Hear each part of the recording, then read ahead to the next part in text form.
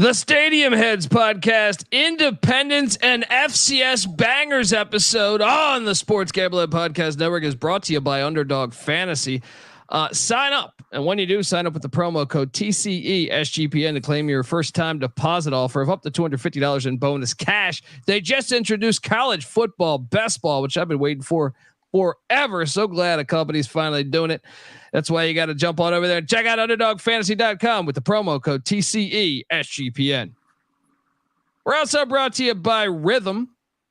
Rhythm's college football and NFL projections are now live. Claim your free 7-day trial period today by going to sportsgamblingpodcast.com/rhythm. That's RITHMM. That's sportsgamblingpodcast.com/rhythm. And remember, as always, folks, too, let it ride. This is Jerry Glanville, and you're listening to SGPN. Let it ride, brother. One thing that's been done in any case in education, more education, the more informed people are. That's the way it is with everything. The young ones, they ask me advice, and I always tell them, get as much knowledge as you can. Stadium Heads, man. The granddaddy of them all, the famed Rose Bowl, jammed with a color of over 100,000 fans for its 67th renewal. And the weather here today at Notre Dame Stadium, in a word, it is cold, but it is football weather. The temperature 37 degrees, humidity 79%. Forecast cloudy for light rain later on this afternoon. The average person doesn't know what a good stadium is. They might think they know what a good stadium is, but they think just, our seats are nice and it's so comfortable. We have a 10,000-inch screen we can watch the replay on while we're watching the game, and we got a waiter coming over to take our orders, right? And there's 20 million bathrooms close to us. That's not what makes a good stadium. A good stadium is the look of it, the feel of it, the history of it, the soul of it. That's what makes a good stadium. That's what I mean when I say we're stadium heads. We are stadium heads. They get to run around. Now those people, they shouldn't even be there. That doesn't even count. If you can't get out in the elements, you shouldn't even go to the game. That's the worst thing. Those darn boxes up there, dome stadiums and stuff. We don't need that, right? Welcome to sunny El Paso, the 52nd Sun Bowl, and now this ancient facility is one of the great settings in all of college football. Neyland is now in its 87th year. That's what we are, though. We are stadium heads. Welcome back to the Stadium Heads FBS Independence and FCS Bangers episode. We wanted to look. We had a kind of a throwaway week here where we're like, wait, we got games coming. We're gonna the next week we're gonna dive into games and travel schedule and just where everyone will be. So we thought, what can we do this week? We didn't talk about the FBS Independence, and there's a few FCS bangers that we wanted to highlight. So that is this episode. YouTube.com/@StadiumHeadsSGPN. Hop on over and hit that like and subscribe button. Look, if you're wondering just who the hell you're listening to, that is fair. My name is Colby Swinging Database Dan, aka Pick Dundee. That's not a pick. This is a pick. He was raised in the land down under, where a man thinks on his feet, speaks with his fists, and lives by his wits. When Dundee happened, he was a superstar. Nobody knows nothing. Somebody knows. Double the price, but no one touches Dundee. We will be talking about some fire stadium. Shout out to Robert Martin getting here early in the chat. Checking in early, gentlemen. He says, cheers to Mr. Barker and old Pick Dundee. Appreciate Robert Martin. Loyal listener. Those are the good ones. Those are the keepers. I am joined by my co-host. Well, look, he is the most interesting man in college football, I like to say. But, I try to get creative with the better intro. But then I heard the ESPN one, and it's just a lot better. So. Barker. You can follow him on Twitter at CFB Campus Tour. This is his 84th college football game of the 2023 season. He said he's going to end at 90 college football games he's attended this year with the college football national title in Houston.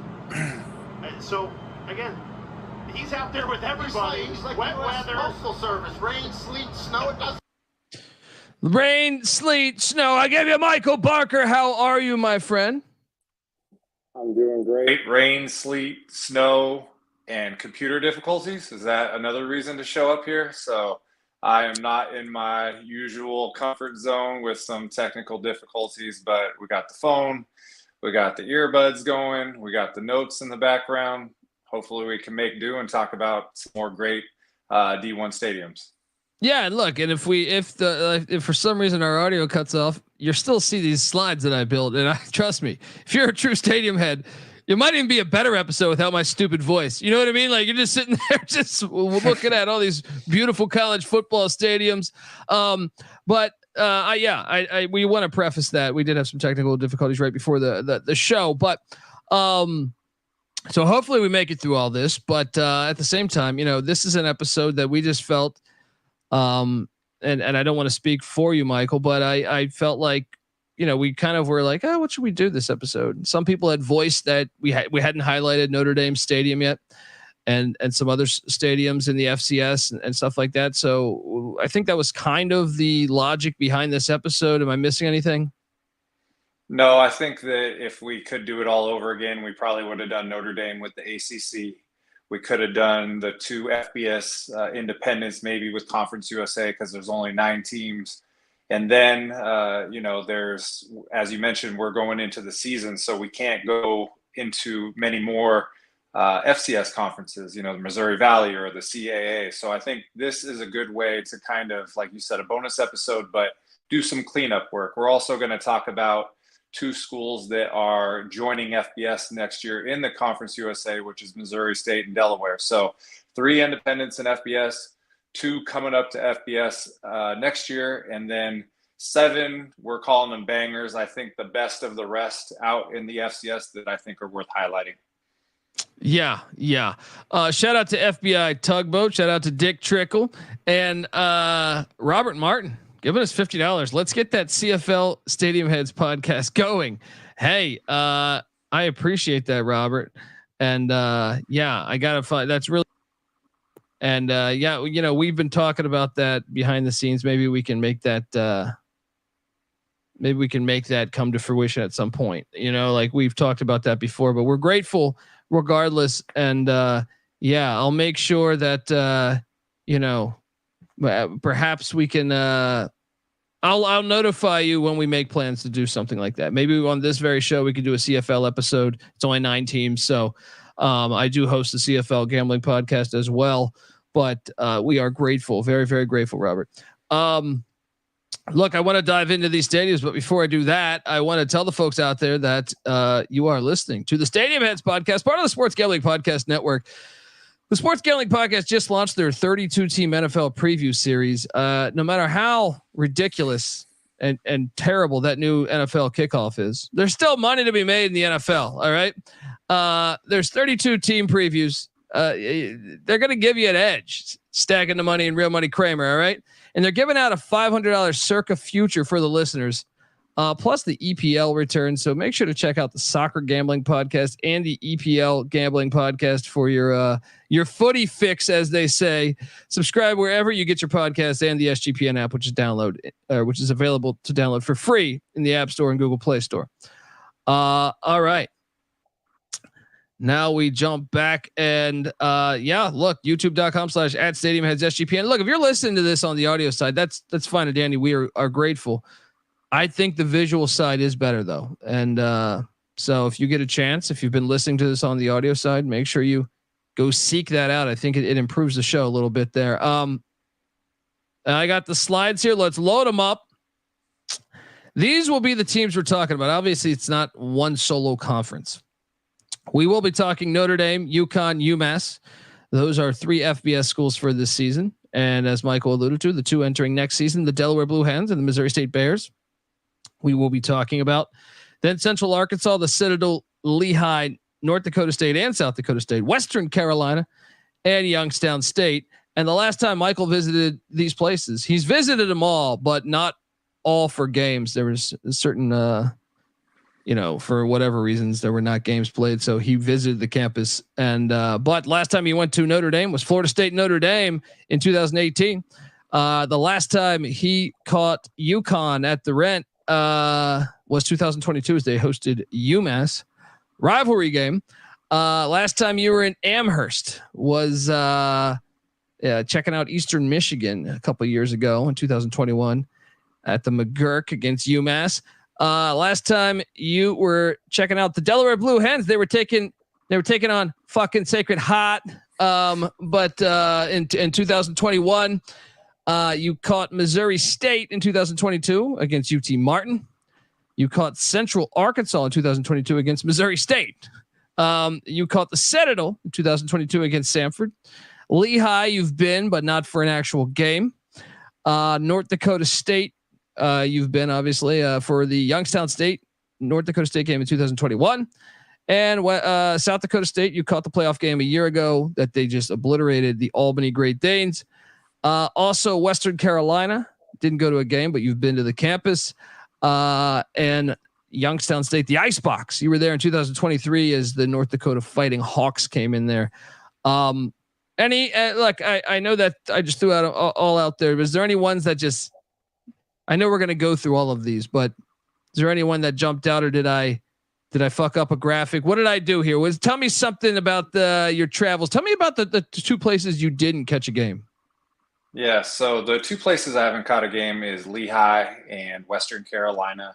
Part of the reason that they're on this list is I really want to go for a game. And Lehigh is Goodman Stadium in Bethlehem, Pennsylvania, and it is, got this rural valley setting with like mountains in the background, and it looks really cool. And then almost the same thing in at Western Carolina, EJ Whitmire Stadium.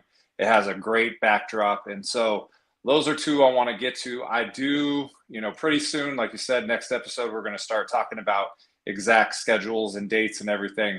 But I do have Lehigh on my schedule so far for this season.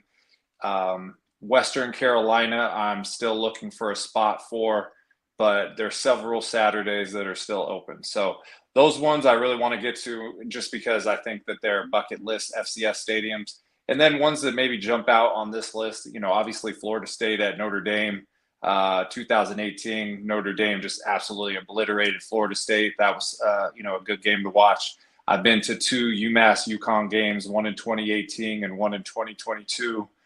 So that's fun to catch those rivalries. And then, you're talking about Youngstown State, the Ice Castle. It has a great history for FCS playoffs, and South Dakota State has obviously been dominant the past few years. So I've been up there a couple of times, and then the Fargo Dome. So, we're going to get into it, but I think that all of these are significant. And, I've had fun reading comments from the shows where people have said they learned some things and found out about maybe some stadiums they want to visit in the future. So maybe we can continue that and introduce a few of these to people to spark future trips for them.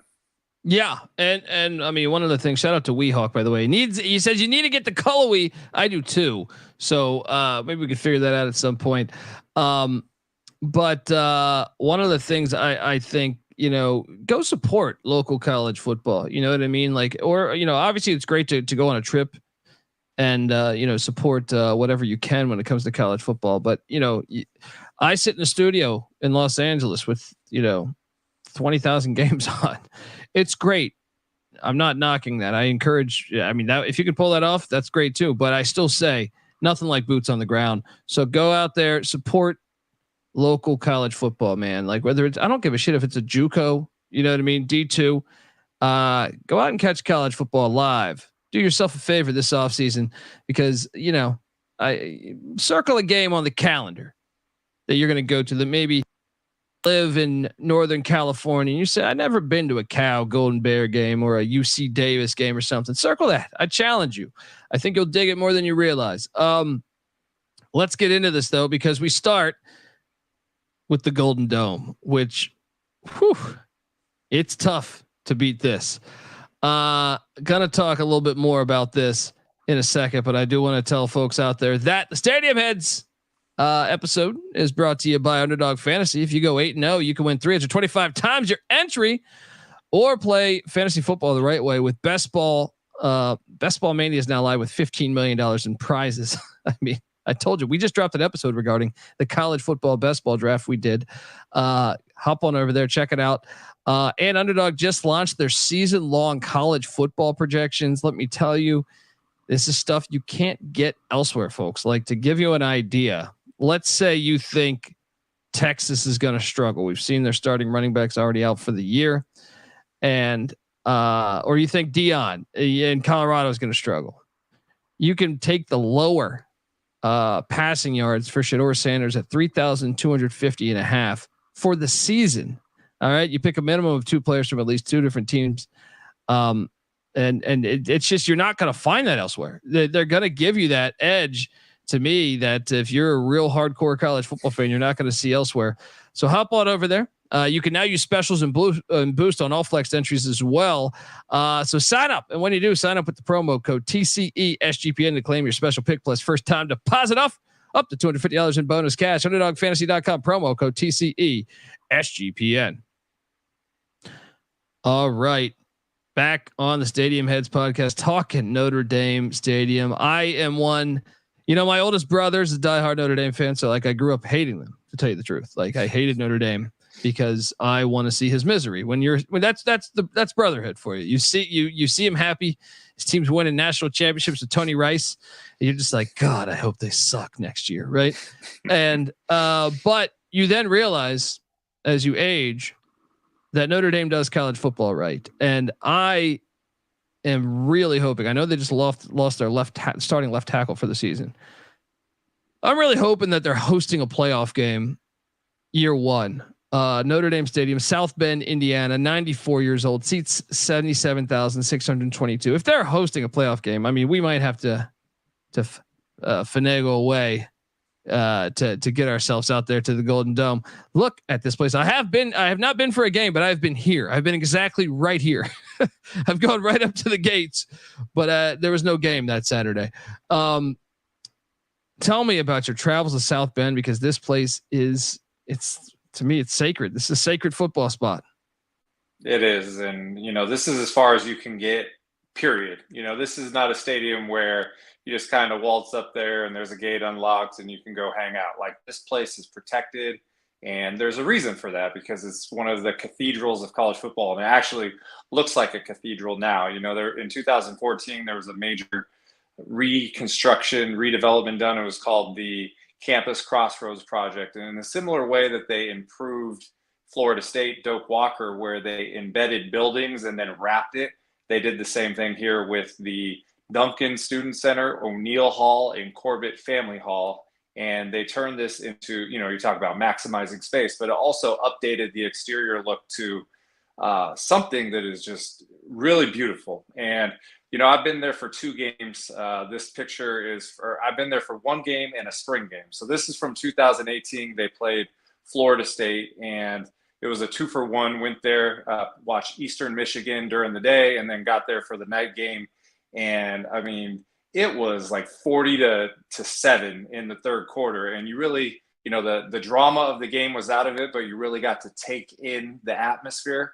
But I will tell you that I got there too late to actually roam the stadium. And so earlier this year in April, I went to the Notre Dame spring game, and that was an opportunity to walk around that stadium and take it in. And I remember walking in there for the spring game, and I thought to myself, this might be the best stadium in all of college football. You got Touchdown Jesus, the Basilica of Sacred Heart, the Golden Dome on the administration, all things that you can see on the daytime outside of the stadium. And everywhere you go around Notre Dame, it's an artifact, it's a statue, it's a trophy. It's unbelievable. So, it goes without saying that this is maybe the ultimate bucket list campus stop in all of college football. Oh man, I was trying to find the sound drop. I have about 1,000 sound drops on here, and I never play this one, but it's on here somewhere. So I don't have it by muscle memory of where exactly it is. But it's here's one from the movie. And you hung in with the best college football team in the land. But it was really like, this is the greatest sight these eyes have ever seen. There's a scene in Rudy where Rudy's father finally gets to a Notre Dame game to see him. And, he gets there. He's in front of his wife, by the way, and he goes, "This is the greatest sight these eyes have ever seen," which is just questionable from a relationship standpoint. But yes, I thought about your statement there when you walked in and said this might be the greatest stadium you've ever been to, or the greatest college football stadium you've ever been to. That it's almost exactly what the guy said in Rudy in a way. This place is phenomenal, and I really think them hosting a playoff game this year would be maybe the greatest thing that's happened in college football in a long time.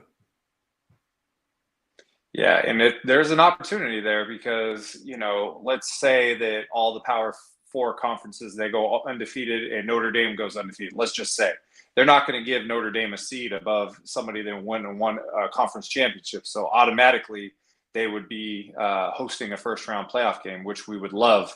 And, they've been in the playoff before, so it's very possible. And, we've said this on other episodes. Can you imagine a December game in a cold weather place? Well, take this to like level 10 when you want to use that analogy. Yeah, and this is a shot from the spring game. If you're wondering, this would never be that empty in a real game. Rob Donaldson says South Bend is football centric, and that makes a great stop, but so boring after the game. Not true. Hit the linebacker in and hit the Legend Sports Bar across the street, and there's a comedy club there. I'm trying to remember the name of it that I've done a couple times. I'm being a horrible host right now, and I can't remember the name of the comedy club right now. But anyway, yeah, they're still fun. Hit the linebacker in. This place, this shot right here is fire. I know it's not it's a spring game, but it's a great shot, man. Yeah, and that day during the spring, I went to 11 o'clock lacrosse game. Lacrosse, Notre Dame was number 1 in the nation. They won the national championship last year, and then it was 1 o'clock spring game, and then it was 2:30 baseball game. So it was all Notre Dame the whole time. And they didn't let the upper level fans go there, so you can kind of see the ring around the top. But when you get picky as a stadium traveler, sometimes you want to see a stadium during the day. Sometimes Neyland you want to see at night, and other places. And this one I got to see in both. And like I said in the beginning, when I walked in here, there's something about how close the bleachers are to the sideline. So when Knute Rockne wanted this stadium, first of all, it's a scaled down version of Michigan Stadium. So Michigan Stadium opened with mid 70s, and this one opened with 54,000. So now it's 77, but that was what it was modeled after.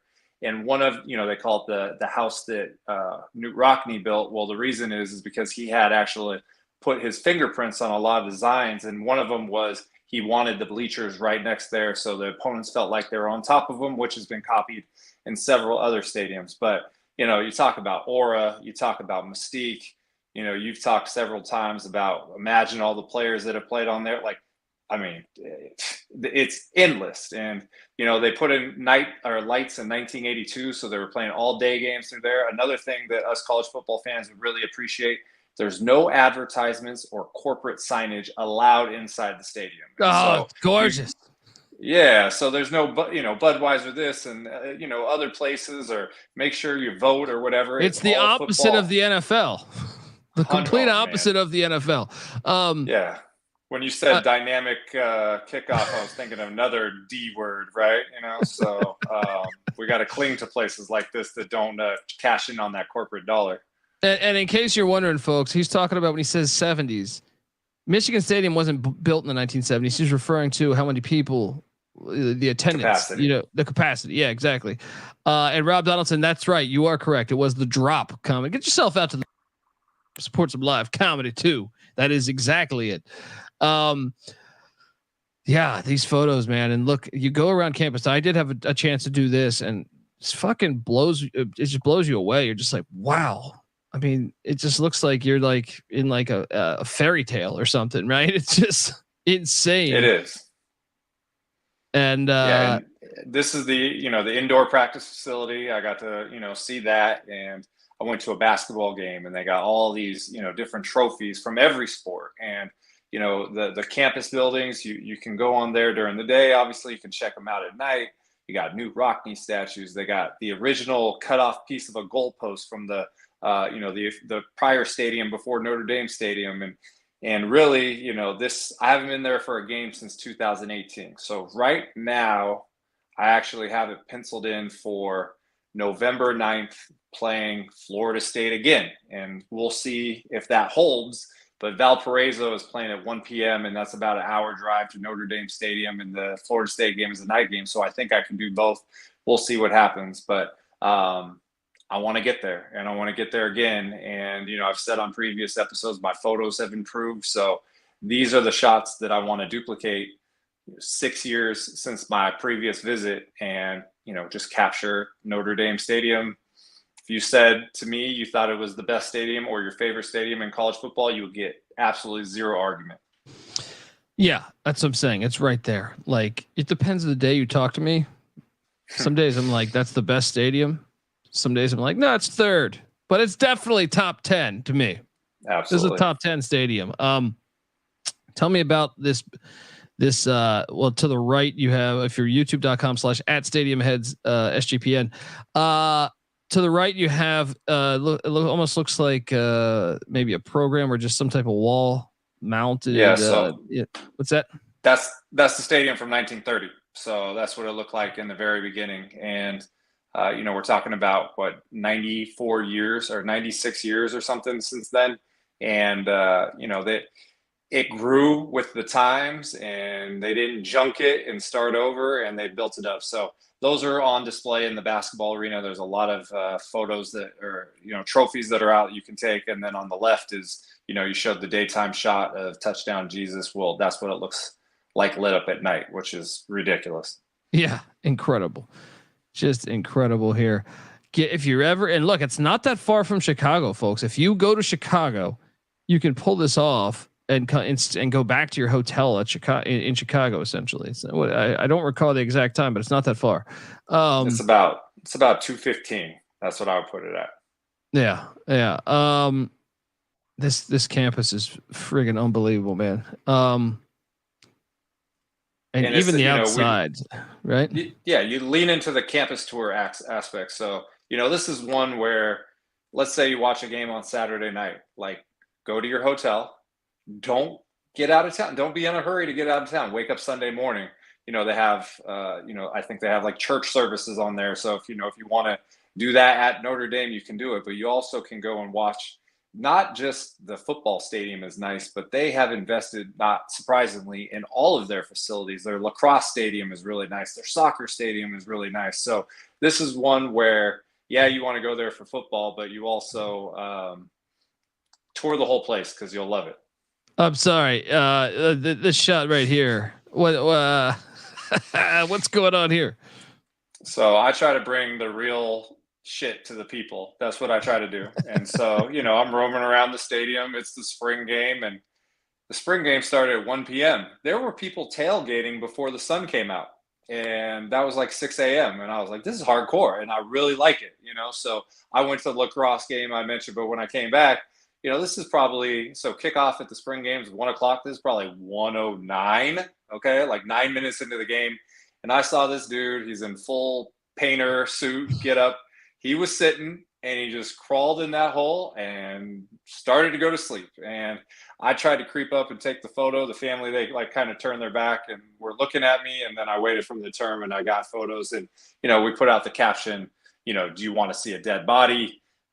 Please call for help immediately, those sort of things. So, and it's funny because could you pull this off at a Notre Dame football game regular season? Nope. But spring game, you want to drink a lot and then pass out right when the game starts. Nobody's gonna mess with you at all. I saw there was like 30 ushers up there because they had less of the stadium to have to be responsible for because they closed it off. Nobody came and said, "Hey, get out of here, you're drunk." They let them chill. So dead body at Notre Dame Stadium. Fantastic. Nothing like tailgating for a spring game at 5 a.m., 4 a.m. That's getting it in. There's another shot of the dead body, and then with the 1930 Notre Dame football team. Incredible. Yep, the year they opened the stadium. Absolutely incredible, man.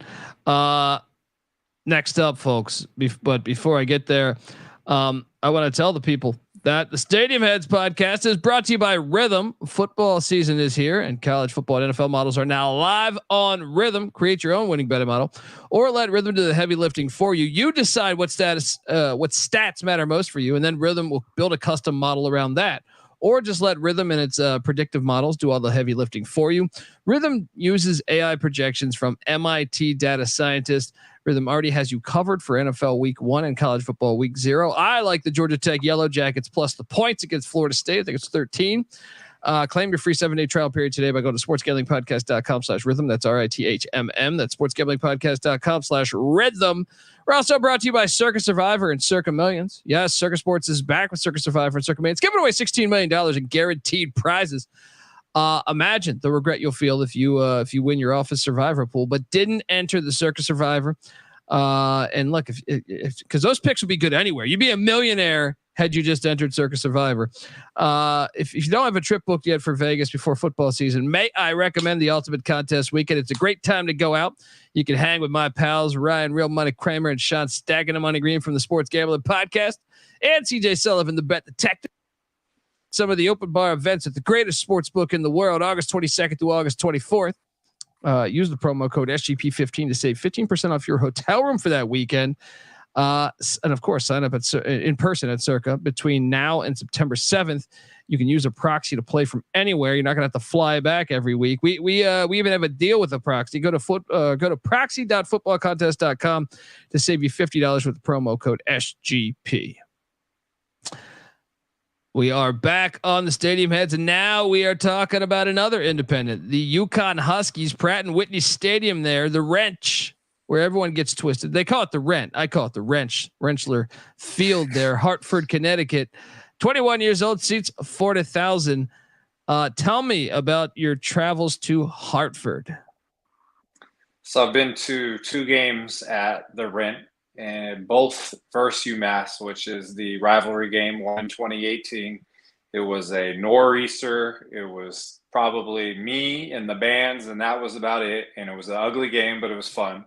And this was a Friday night game in 2022. I did a Twitter poll, and I said, where do you want me to go? There were 2 games on a Friday night. One was at Boston College, and one was at UConn. And college football sickos want you to go see UMass UConn, so they sent me there, and it was a second time at a rivalry game.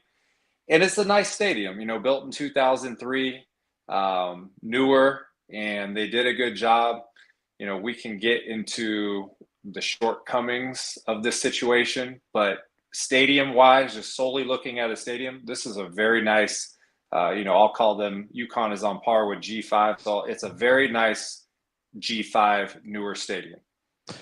Yeah, this program's a sleeping giant still. With their basketball success, and I just did the UConn preview on the College Football Experience podcast. Go listen to that, because I did a 23-year deep dive on the program, and they really, I understand they had a couple really bad seasons, but there was a lot of really decent seasons in there.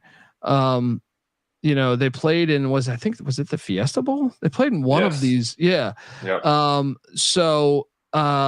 Jim Mora, I think I'm kind of bullish on them this year. I think they're going to be a bowl team again. So, and now with a looming 12-team playoff, I feel like, you talk to a lot of people in the Northeast that they can't really get on board with college football because they'll say, you don't have a playoff. Well, first off, that drives me crazy, but now there is that path where you could, I feel like now in today's college football, moving forward from this season on, it's going to be easier to birth new college football fans.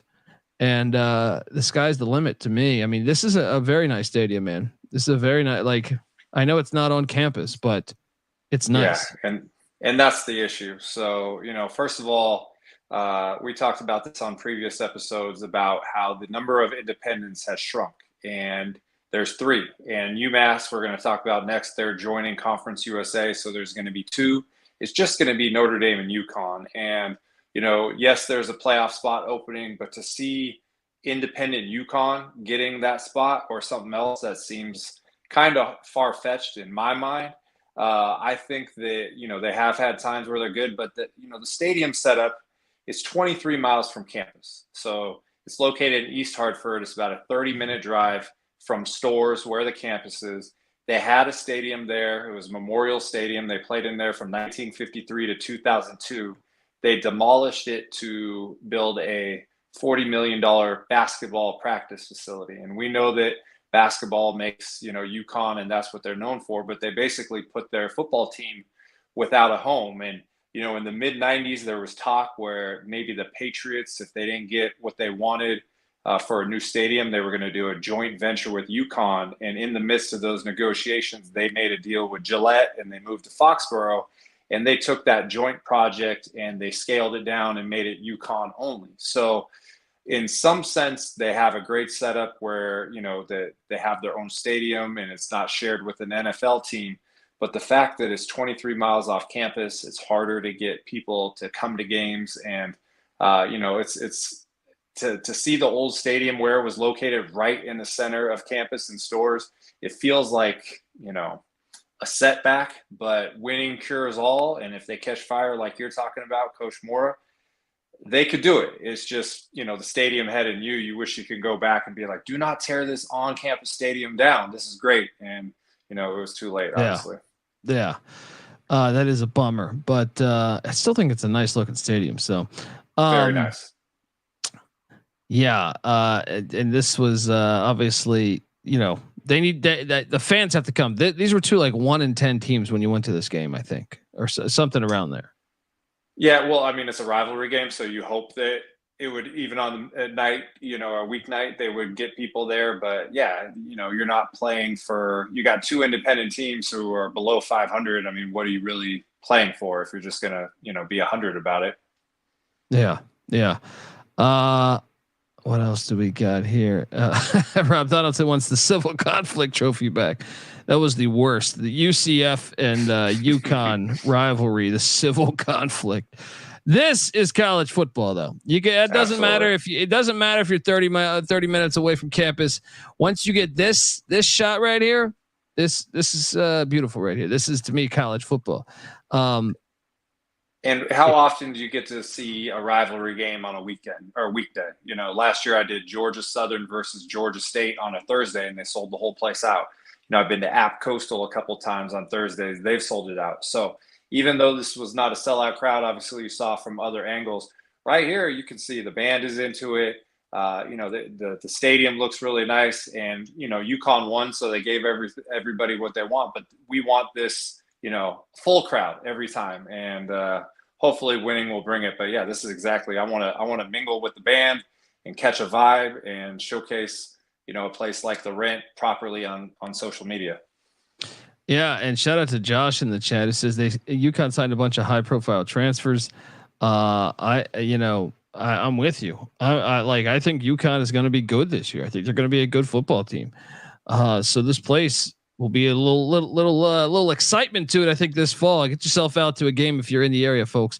Hey, let me ask you a question. So what does it say about them if they're, besides Notre Dame, the last remaining independent? Like, can they sustain that? Do they need to do a conference move?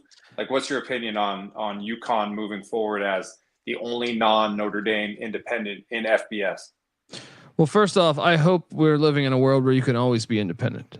The whole history of the sport is built on, hey, the conference doesn't want to let us in. Well, we'll schedule. I mean, Florida State did it. Penn State did it.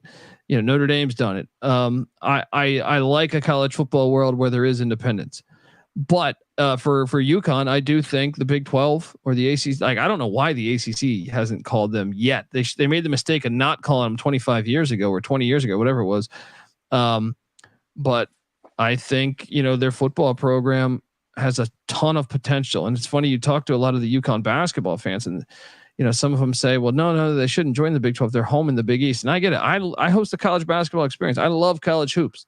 UConn does fit the Big East, but I also think big picture, I don't know what the Big East will look like in 20 years. So I think you'd be a fool to pass on the Big 12 invite or, ACC invite's different. I think the Big 12 has more stability than the ACC right now, but I still think the ACC, if you can form some type of bond with Syracuse, Duke, Carolina, Virginia, then maybe that league can flourish. But it seems to be a little more unstable right now. I feel like the Big 12 has got stability moving forward. But I mean, I would like them to join a conference for their football program. You know what I mean? Maybe they can, but the Big 12 is going to want them, or the ACC is going to want that basketball program to be a part of it. It does, that's a no brainer. So, but I'm hoping for more independence, to tell you the truth, because I do think it helps. You should never, part of the beauty of college football is if someone's telling you no, you can still do this. You know what I mean? Like I don't want it to be the NFL, where the NFL, no, we voted, we couldn't add you. No, if you pay enough money right now, I don't care if you're Sonoma State. If Sonoma State wakes up tomorrow morning and says, damn it, we're going to be a D1 football program. They pay that $5 million fee, right? And they become a D1 program. And guess what? They don't need a conference. They can do it the old American way. You would just go schedule a bunch of teams. All right. I never wanted to be that controlled, and I fear that it's going to be, but so I'm okay with them being independent, even if they don't join the Big 12 or ACC long term. Yeah, I hope that they can, move forward and get games on the schedule and do all that, that they need to do to, we're used to the football team being the one that is the draw out of everything, but UConn basketball is so great. It's a little bit of a different discussion. So I agree with you. They have so much potential. As you said, they've reached pretty high heights going to Fiesta Bowl a few years ago. And, I'm excited to see how things play out for them this year. Yeah. And I would like, I'm all over the place, cause I love the Big East basketball. It's like one of my favorite conferences to watch, but,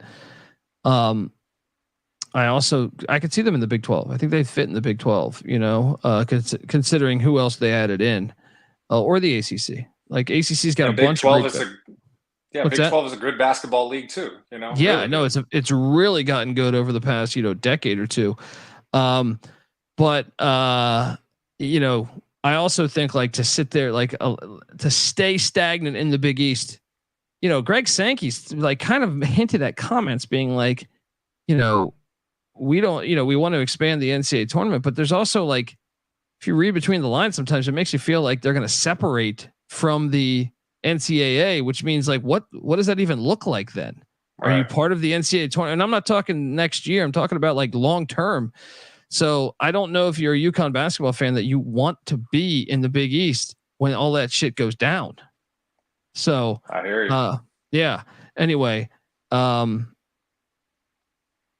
obstructed view alert, youtube.com/@stadiumheadsSGPN. What's the percentage? It's 15%, 25%. What are you doing here? Well, if you can see the 50-yard line, then it's more than 50, and you can on that left photo. So this is not the worst. Let's call this like 58% something. But this is a newer stadium, and it was built like this, I believe, originally with a press box. So normally when we get these obstructed views with the press box, it's because they built the stadium without a press box. They added the press box. They kept the seats on the side. They didn't remove them. It's funny. But, 21-year-old stadium, something happened here in the design. And, of course, I'm there to exploit it as much as possible. Oh, man, it's still a nice looking stadium, man. I dig that press box. Good looking press box. Apple pie donut. Tell me about this. What else do you need to know besides apple pie donut, right? That's like, so, I'm always trying to do notable concessions to show people. And, on a cold night in East Hartford, Connecticut in November, you go up there and you could pair your beer with an apple pie donut. I think that's a good munchies treat right there. So yeah, apple pie donut at the Rent in East Hartford, Connecticut. Love it. Next up, we go to their rivals, UMass, the McGurk Alumni Stadium. They are leaving for the MAC next year. This is their final year as independent. Look, I saw some kid do a video recently calling this the worst D1 football stadium. I completely disagree with him. and I would argue to his fucking face. All right. I would argue it to his face about that. Now, obviously all this is subjective, but Amherst, Massachusetts, the McGurk is 59 years old, 17,000 seats. I don't mind the stadium. I kind of like this stadium. Am I crazy? No, you're not crazy. And, you have to understand, like, what else is out there. So there's no track. There's a football facility in the end zone. We got a nice press box there. The turf looks nice. I personally, and I don't know how you feel about it, I like Massachusetts and Connecticut more than UConn, Umass. There's something about it. I like those, even though they're long, and I just like the way that Massachusetts looks there. So when you do go on the outside, there are some, areas like the back of the bleachers, or there's a little bit of space where you go to the bathrooms. It could be done nicer from like a maintenance perspective, but when you get inside there, it's a 17,000 seat, one level intimate stadium where, we don't have that many examples of this place rocking, but it's an on-campus G5 stadium that suits the needs of Massachusetts football. So I don't think it's the worst stadium in FBS either. Yeah, and Nolan in the chat saying better than UNLV's situation. That's damn right. Unbelievable. Oh, did you see that tweet yesterday about UNLV? Did you see that one where they had the sphere in the background and they said, "Oh, name a better backdrop"? And oh my God, I was like, well, how can you see the sphere when you're inside Allegiant? So this is a much better situation than UNLV. Absolutely. That's hilarious. I didn't see that. So they touted the view from the stadium. That's a fucking dome with no view outside of the dome. Their practice field had a view of the sphere in the backdrop, and they said, name a better backdrop. And I was like, first of all, this is your practice field. And second of all, you play in a dome and there's no view of anything. I can name one about 15 miles away, Sam Boyd's backdrop of this beautiful desert. You fucking losers. I agree. Yeah, I agree with Nolan in the chat. Love Sam Boyd Stadium there, and this stadium though, McGurk. I kind of dig it, man. It's not top 25 or anything, but I don't think it's a bad stadium. I think I could name worse. And it's improved a lot, so opened in 1965. They put permanent lights in 2008. They put field turf in 2014. They added the football performance center in the north end zone. The south end zone, they used to be open. They knocked down and put some outdoor suites out there. They've played in the mid 2010s. They played at Gillette a little bit, but, for some bigger games. But this place, another thing that's been a big talk of college football Twitter is they're hosting Missouri this year at McGurk. And I can't wait. So to get an SEC team going up there for a 17,000 seat stadium, I went there in 2021. They played Eastern Michigan, and you got a crowd probably around let's say 60% capacity for them. That place is going to be it's probably going to be the record crowd for that game, because not only are all the UMass fans going to want to see an SEC team, but I'm sure there's a lot of Missouri fans that want to travel to a location they don't go to. So I would say that if people want to judge McGurk properly, tune into that. I believe it's either October 5th or October 12th. I think it's October 12th, Missouri. You're going to see what a peak environment looks like. There will be a lot of Mizzou fans that may take over the stadium, but you will see a sold out McGurk. That's for sure. Well, I'll tell you this: like Don Brown, he won there before, and like I said, I just showed a slide. They won the national championship in the FCS in '98. And I know a lot of people say that they should still be FCS. I disagree. I think they joining the MAC. I think Don Brown will have this program in decent shape joining the MAC next year, and I think they would be in contention to win the MAC. I don't think I think they will be next year a team that could realistically make the MAC championship. And then you don't have to look that far back in history.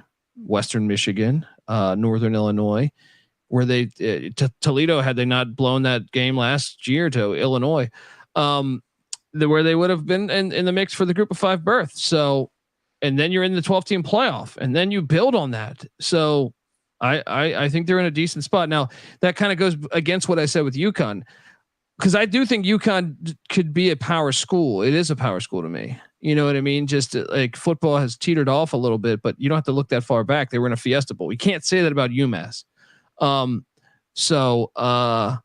I think it's a different scenario, but I think joining the MAC is a good thing for UMass.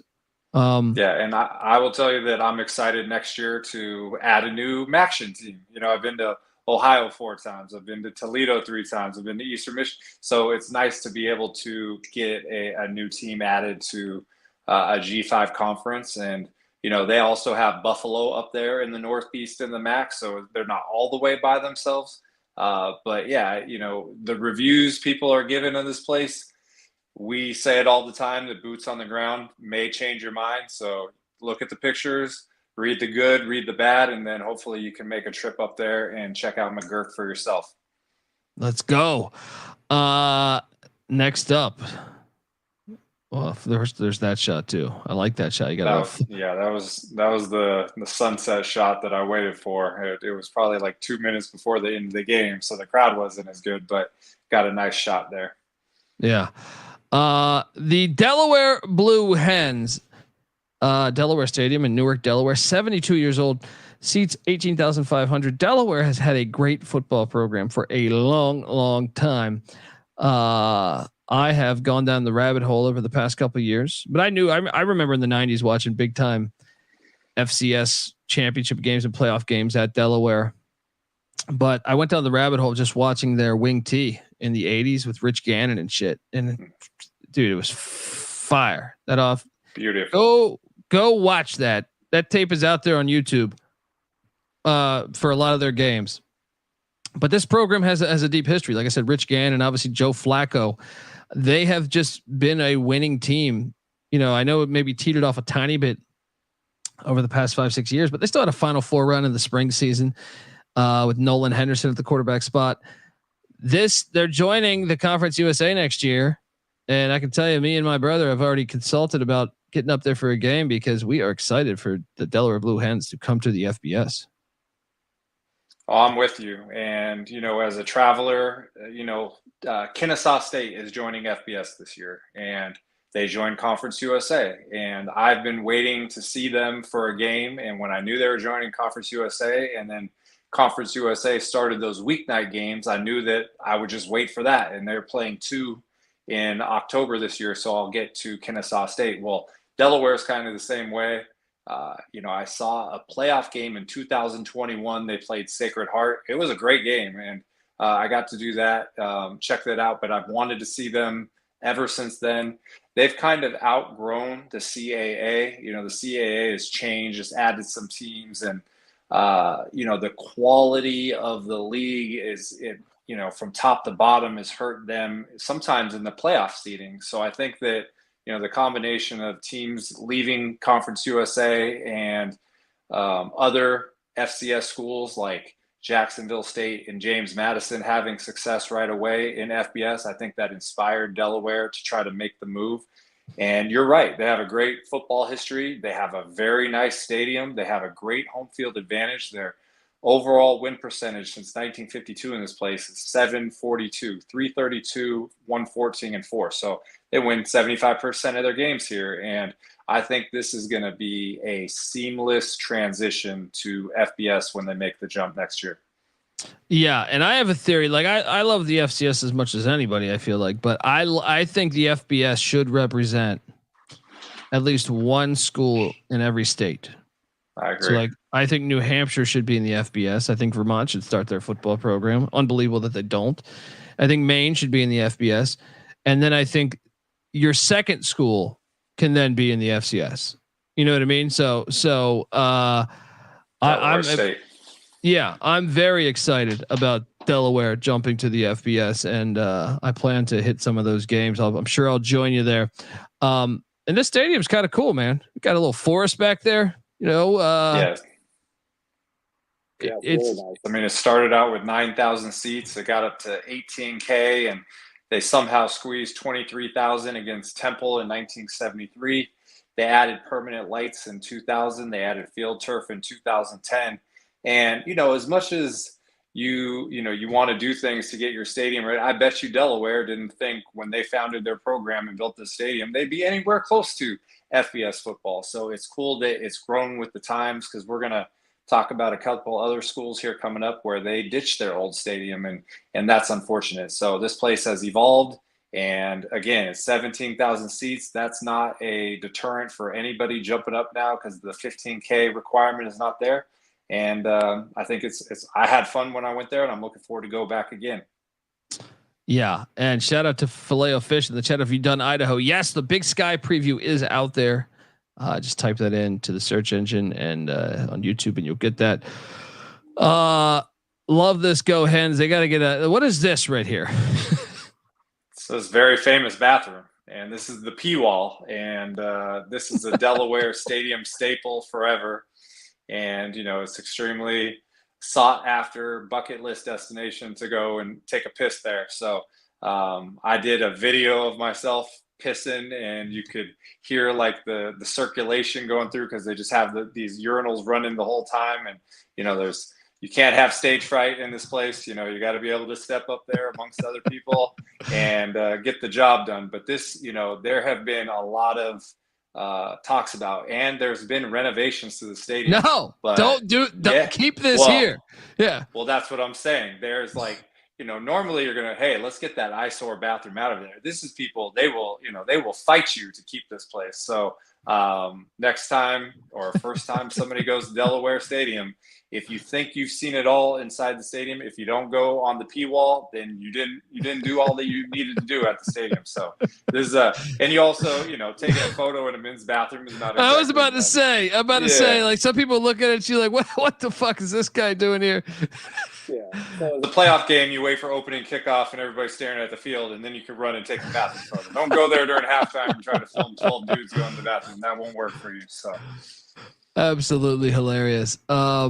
And what is some type of victory bell here or something? What do we got here? I think so. I don't know the backstory from it, but they got a lot of these bells on the field, and they make for cool photos. Yes, Rob Donaldson's about to buy a plane ticket to take a piss in a square room there.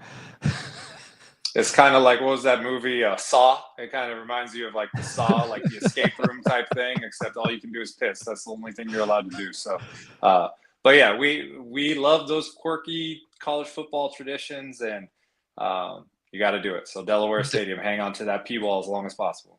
Don't change, Delaware. Don't change. Next, we head to a team that's joining the Conference USA with them, Missouri State, Plaster Stadium, Springfield, Missouri. 83 years old, seats 17,500. Tell me about your experiences there to Springfield. Whoa. Okay. Hold it. Yeah. I mean, I'm just going to say this right now. If you vote for me on November 7th to be president of the United States, I will make it mandatory for every single university to have a helmet car. These are the important questions that they're not asking our presidential candidates right now. This is fantastic. This makes me want to go. The best part about the Rose Bowl is the UCLA still rocks it. I know Washington, the Huskies still rock it. Yeah. Every fucking team should still have this. And if they don't have it, then go out and recreate it. This is part of the experience.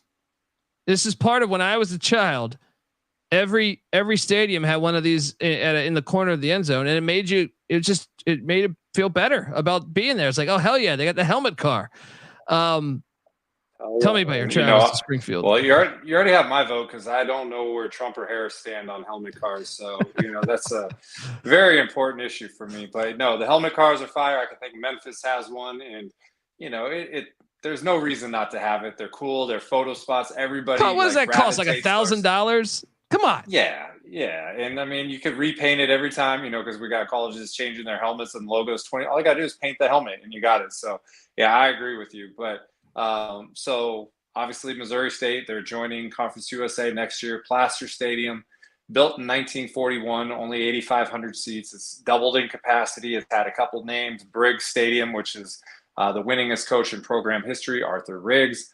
Robert Plaster was a donor. That's how he got his name on there. But they've done a lot of improvements here as well. So that side right there is actually the shorter side, but it is the east side they redid, and They put in a press box there.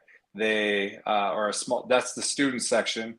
They removed the track from the stadium and they repositioned the field to make it more centered.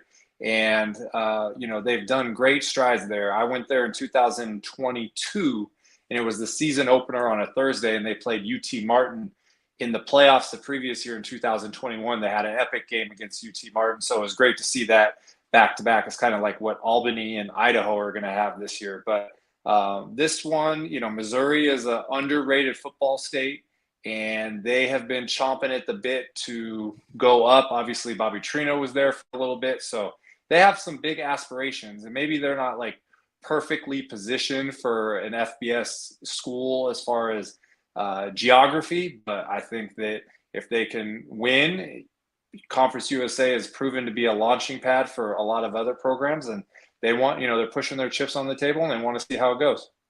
Oh, I love it. And this is one where Patty C always, says like every, I know I made the case every all 50 states should have, even Alaska, put them in let's get it going. But in the FBS, but I also like the second tier, because one of the things is like when you have the state to yourself, there's certain schools that historically, will get like state to themselves, and you want a little bit of recruiting battle, a little bit of a, what's great about America, competition. So you want, even though I know Missouri's in the SEC and way ahead of Missouri State, hey, let winning happen. Boise State was a community college in like 1977, and now look at them. They, they'll take some big time players from big time programs. 5-star Malachi Nelson leaves USC for Boise State. I like this, man. I know that they weren't, a great team last season, but I'm just glad someone's in there in Missouri to challenge Mizzou a little bit long term. And they have been in the FCS playoffs. They've made playoff appearances recently, and when I went there in 2022, you could kind of tell. They had some transfers from Power 5 schools and G5 schools, so they're used to getting good talent. And I think that Delaware has probably a more of a sure chance to hit the ground running. We saw in Conference USA last year how Jacksonville State had a great year and Sam Houston didn't, hit the ground running in their first year of Conference USA. It doesn't mean that Missouri State can't do it, but it's going to be a little bit, I think, of a more of a transition for them getting up to speed in Conference USA. But we're rooting for them. I'm excited for all these opportunities now that Conference USA plays in these weeknight games. So went there in 2022, and honestly, I'm like, I don't know if I'm going to be back here for 10 years. And now next year they're going to have a weeknight game. It's almost a certainty I'll be there next year. So it's very cool. Hell yeah. Look, obstructed view alert. It's not much, but a little bit, right?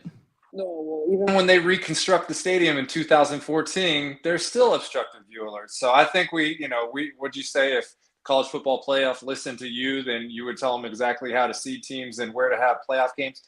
They need to come to me when they build these stadiums about how to vet obstructed views, because this should not happen. And even though it's, a slight one, it's still a guy who had a seat and came for a big game and he can't see the end zone because there's a concrete wall in his face, and that's unacceptable. So we got to get business cards where you're saying like stadium detective, you know what I mean? Stadium detective. Oh. Let's see.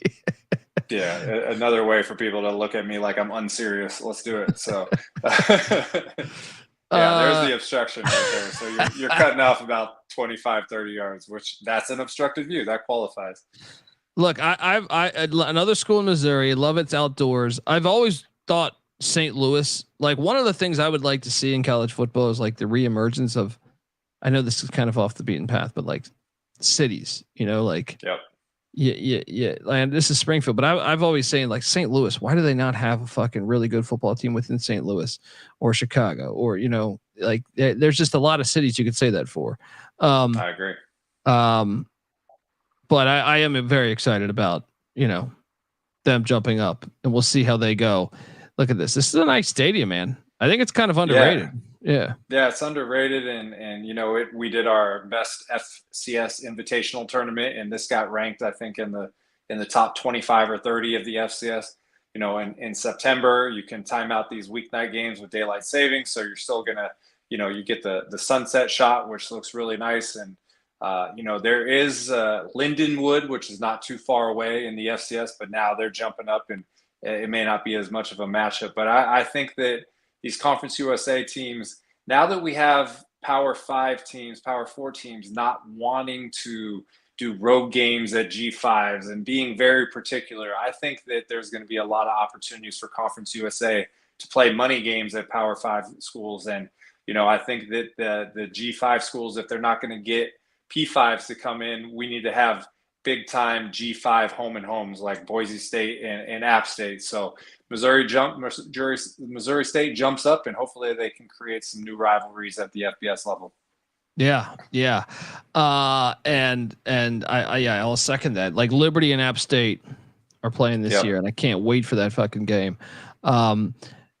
Yeah, and I think with the 12 team playoff, like I don't even think American citizens have realized yet how amazing this is going to be. I only think it's like the hardcore people like me and you that cover the sport. I'm like, whoa, this is going to be fascinating. That Liberty App State game before, like a New Year's Six was on the line, but I don't even think like your lay fan knows what a New Year's Six is. Like, oh, New Year's Six bid. What the fuck's that mean?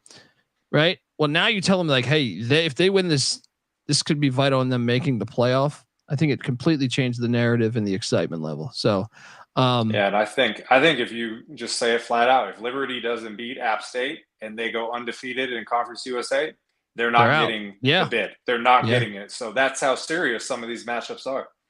Hell yeah, man. Next up, we jump over to Conway, Arkansas, Central Arkansas.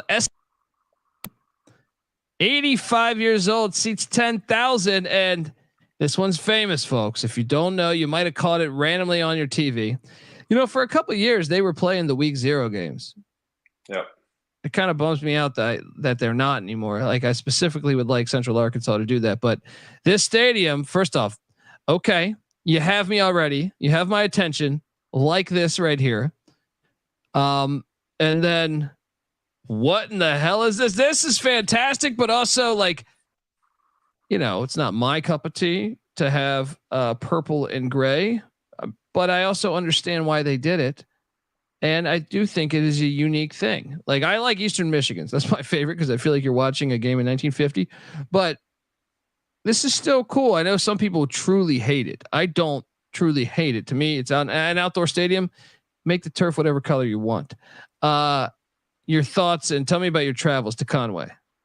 Yeah, so this stadium is extremely polarizing because it takes the Red Inferno or the Boise Blue Turf or the Coastal Surf Turf. It takes it to another level.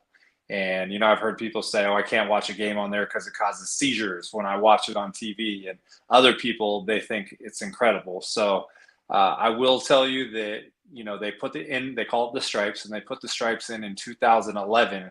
And that game, the opener against Henderson State, 2011, they set the record. The stadium only holds 10,000. They got 12,755. So you could see the metal fence set up right there. There's a ton of standing room area there.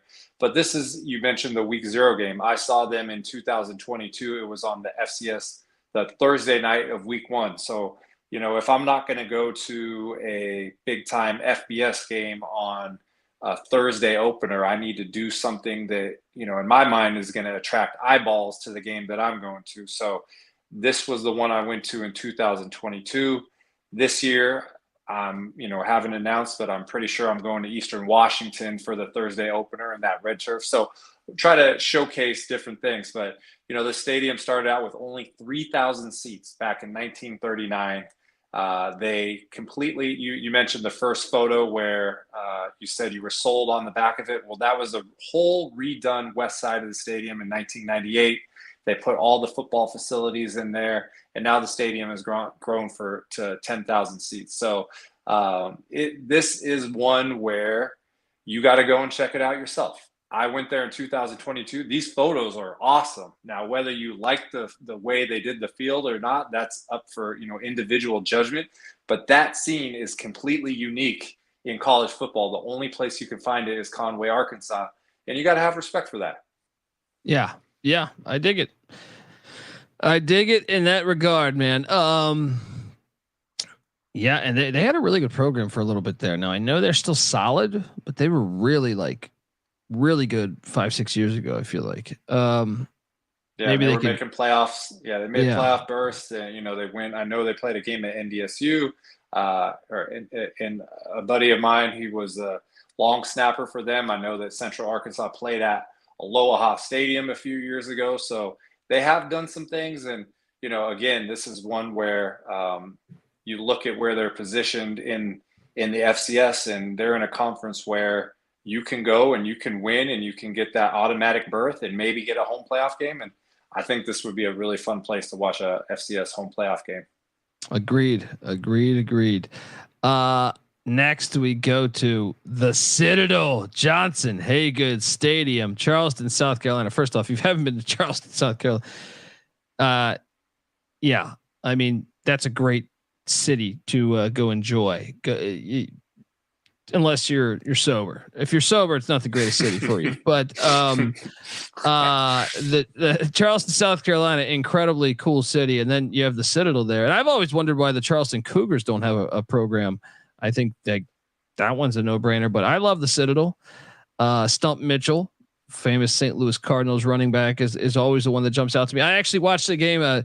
Citadel and VMI have a historic rivalry, and here in the studio, I threw on a game, I think from '84 on TBS. It's a great game, fun game, but 76 years old is this stadium. Stadium seats 11,500, and I dig this place. When you show me that, okay, from the start, I'm in. Yeah, this is a fucking castle.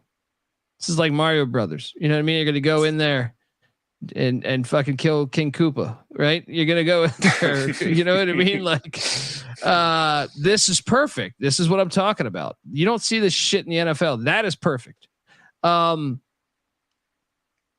me about look at this stadium. Now. Yeah. So go ahead.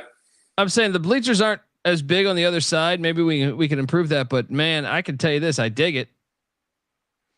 Yeah. And, so part of the criteria for this show was, okay, which ones are notable and unique? And so we just did the Stripes, and now we're doing the Citadel. And with that, that end zone facility, it looks like exactly like Storm the Castle. You're not going to find that anywhere else in college football.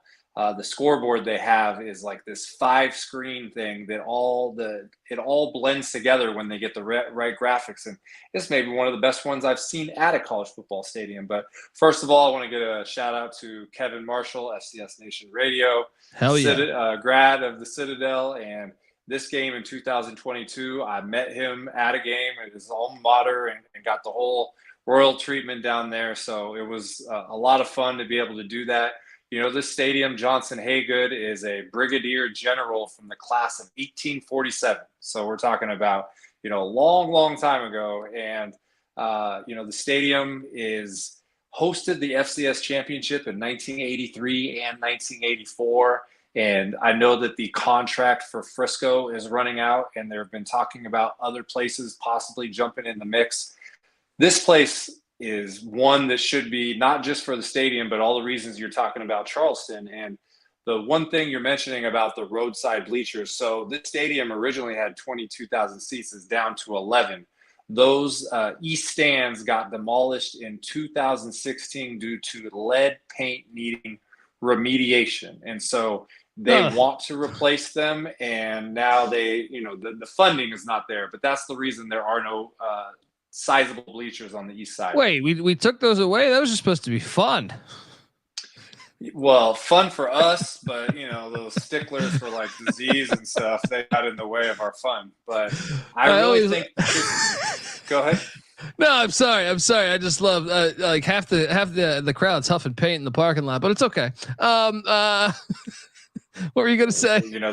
They came in feverish about the game, maybe, but yeah. So I think that there are fundraising efforts in place to try to get that going, but I know that the I think it's in Frisco for one more year, maybe two. And there's been some other places that have been mentioned. I think that this place would be a great, maybe you have it on a round robin, and this could be one of it used to be in Chattanooga at Finley Stadium. This one I think would be a good location for the town and for the stadium. Agreed. And obviously Charleston doesn't need to sell itself. No. I love this program, and I want this program. I remember they won at South Carolina under Mike Houston, who's now my East Carolina Pirates head coach. And college football is better when the Citadel is good, in my opinion. FCS college football is better when the Citadel is rolling.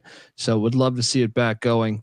They gave Virginia Tech a tough game a couple years ago in Lane. I want to say they beat Georgia Tech. I'm pretty sure. Yeah, they did. They did. Yeah. That was beautiful because Jeff Collins had talked shit about the triple option, and exactly. And then they came there and beat them running the triple, which is so great.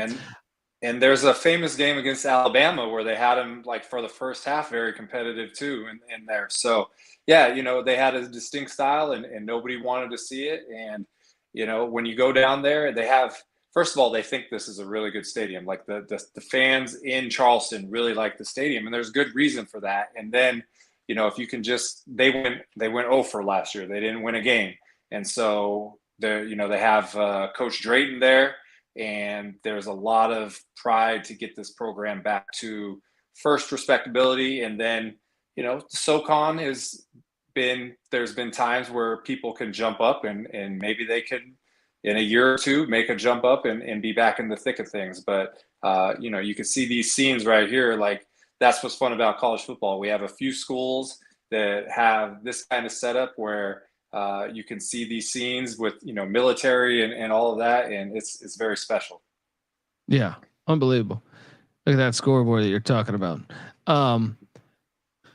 Yeah, this is a cool stadium, dude. It's very unique, very cool, and I got to get down there. I got to get down there soon. Look how close that scoreboard is to the end zone. Yeah, I mean, look at it right there, and you got the American flag waving, and so this is. And I like the color too. I don't know what the official color of Citadel, but that baby blue. I mean, that's really cool. Yeah. So yeah. No, I had fun in 2022, and I would love to go back. Hell yeah, man. Folks, whoa. Wanted to get that shot in, and then look at this. It's a nice stadium, man. It's a really nice stadium, and then look at that first down. That's what I'm saying. Yeah. Have you ever seen so these are 5 individual distinct scoreboards, but the middle one is usually the replay, and then the outside ones they got the first down stats and the box score and the roster numbers. But there are certain points where all the graphics go together, and it's really cool and really unique. And I mean, I haven't seen an FBS school have something like that. So it's a cool thing to have on the opposite end zone there for the fortress type structure that we saw in the beginning. Yeah, agreed. And that is fantastic. First off, their logos. If you just are searching for logos, I make these slides and you load up the Citadel's logos. They don't miss. All right. Like all their logos are fire. And that statue with the bulldog, I mean, flawless to me. That's one of the more underrated ones too. I think nationally, as far as like, I know people, I don't think they rank the statues, at least that I know of. But this is one of the better ones by doing this show that I look at and I go, that is awesome. I agree. Folks, if you are listening to this on the audio side, make sure you check out part 2. If you're on YouTube watching this, just stay put because we're going to jump into the second half of this right now on the Stadium Heads podcast. All right, we are back on the Stadium Heads as we're just got done talking about the Citadel. Can't wait. I want their winning ways to come back down to Charleston, South Carolina. Next, we go to Lehigh. Shot stacking the money green. My pal from Sports Gambling Podcast, big Lehigh guy. Wow. Goodman Stadium. Yeah, Goodman Stadium, Township, Pennsylvania. I know Bethlehem is where he's from, so that's what I was confused when I pulled up on Wikipedia. It said Township. He told me he's from Bethlehem. It's in Bethlehem, and he told me a great story about his dad, perhaps vomiting all over the the field there at a concert back in the 60s or 70s. Great.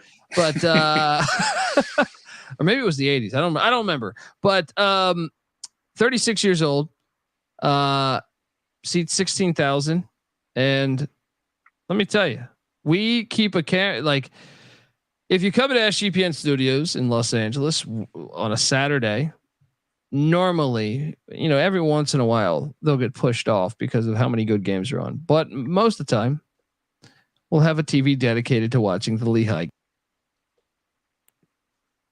Historically, they're like one of the original college football teams way back in the day. So this is fucking incredible. I need to go to a game here because look at that. What are we in the Poconos? What is this? He didn't tell me about this. You know what I mean? Like sometimes you get certain shots, but this is.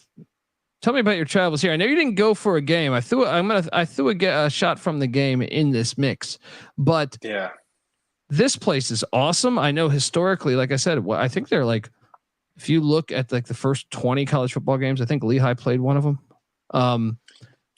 So they've been playing for a long fucking time. Tell me about your travels here. Yeah. So first of all, this is located in, it says Saucon Valley.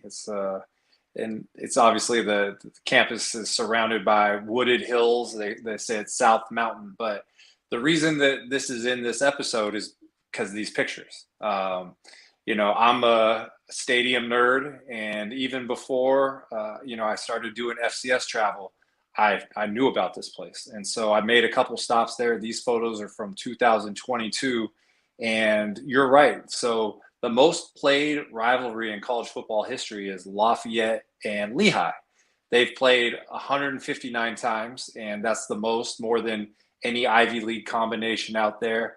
And last year they played it at Goodman, so that was 159. This year 160 will be at Lafayette. And this stadium, it's only built in 1988. It replaced Taylor Stadium, which was their on-campus stadium, closer, like more centralized on the campus from 1914 to 1987. And there was a real estate developer named Murray Goodman who donated 550 acres in this spot to be able to build a new stadium. So there's trade-offs. What I read about from Taylor Stadium is because it was so centrally located, they had more fans. There was more of an environment, but there was no parking, and they ended up building a business school in this place.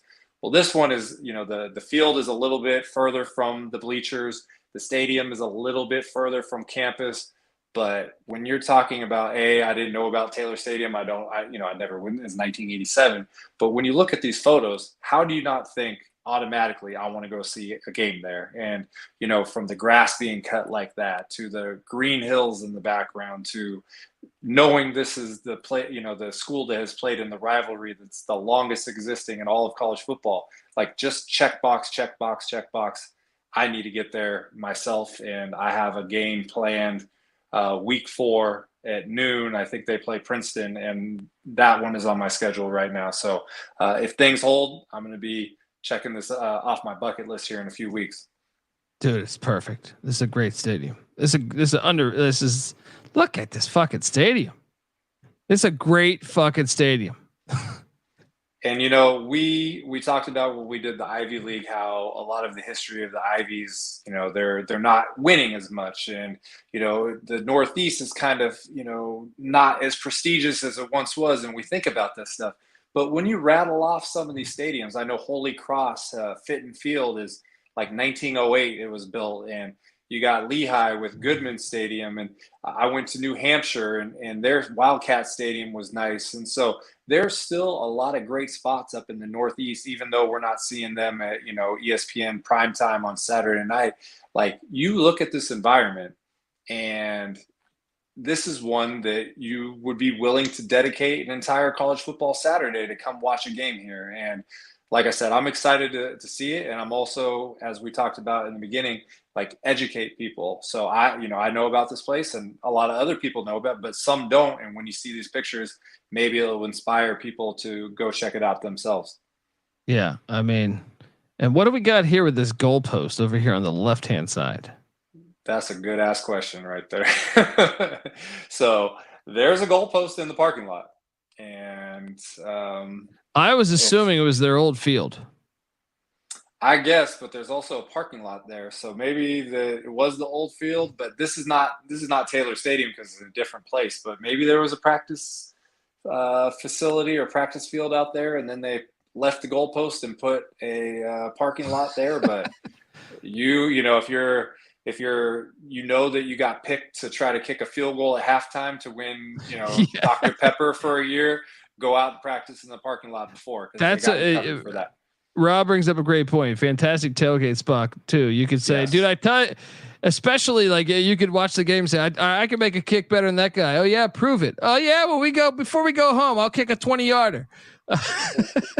And I got it on video. Watch, I did it earlier. Yeah. So no, this you never knew you needed this until you saw this picture. So youtube.com/@StadiumHeadsSGPN, folks. Incredible stuff here. Look at that. This is a shot from a real game. And this stadium's incredible, man. This is a great fucking stadium, man. I agree. And it's a very rural location, and it leans into that FCS field. It just feels like an FCS town. And, I'm going to see them play Princeton, and I don't know what kind of crowd it's going to be early in the season. Your season is not shot. I know that Lafayette won the Patriot League last year and they made the playoffs. So, Lehigh historically has been a good team. This is the kind of scene that I want. So all the photos you saw that I took, I would love for this crowd to be there and have the opportunity to do that, because it would make for great pictures. Oh yeah. Folks, I want to tell you that the Stadium Heads podcast is brought to you by Underdog Fantasy. If you go 8-0, you can win 325 times your entry, or play the fantasy football the right way with Best Ball. Best Ball Mania is live with $15 million in prizes, and Underdog just launched their season-long college football projections. Yes, look, higher and lower for your favorite college football players. I don't know another place that's doing this. This is a fantastic thing here.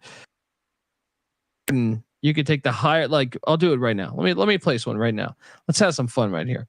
I am bullish on, let's go. Let me find one that I like. I will take, look, Notre Dame just lost their starting left tackle. So I will take the lower on Riley Leonard, 2,550 and a half passing yards for the season. Because he's coming off an injury. The offensive line just got dinged up. They had a couple of guys drafted in the NFL. And then I will take the higher on, what do we got? There's a lot that I like, but I'm going to take LaQuint Allen, the Syracuse running back, higher than 875 and a half yards.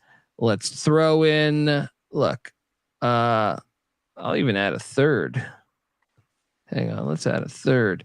Let's take Zachariah Branch, the receiver for USC, higher than 650 receiving yards. Let's throw in $30 on that. I'm going to put in $30 right now. And that will win you 180 if all three hit. Boom, it is placed. That is what I'm talking about. Let's go. That's why you got to check out. They offer stuff that really you can't find elsewhere. You really can't. You can't find it elsewhere. And Underdog Fantasy continues to do this. I mean, they have the Underdog Best Ball for college football. I had never heard of college football Best Ball. I've been wanting it to happen for a long time. We just dropped an episode drafting on Underdog Fantasy, our Best Ball draft. So check out that. You can now use specials and boost on all flex entries. So sign up. And when you do, sign up with the promo code TCESGPN to claim your special pick plus first time deposit offer up to $250 in bonus cash. UnderdogFantasy.com, promo code TCESGPN. All right, we are back. Shout out to Rob Donaldson, who says, listening to this podcast has fueled my passion to go to more and more stadiums. Really great stuff, guys. Well, thank you, man. And that's what we had in mind when doing it was, and we've gotten comments on the YouTube channel after saying, this has inspired me to go to this game or that game. And that's why college football is like, it's first off, it's older than the MLB. A lot of people just assume the MLB is Major League Baseball is older. No, college football is as American as it gets.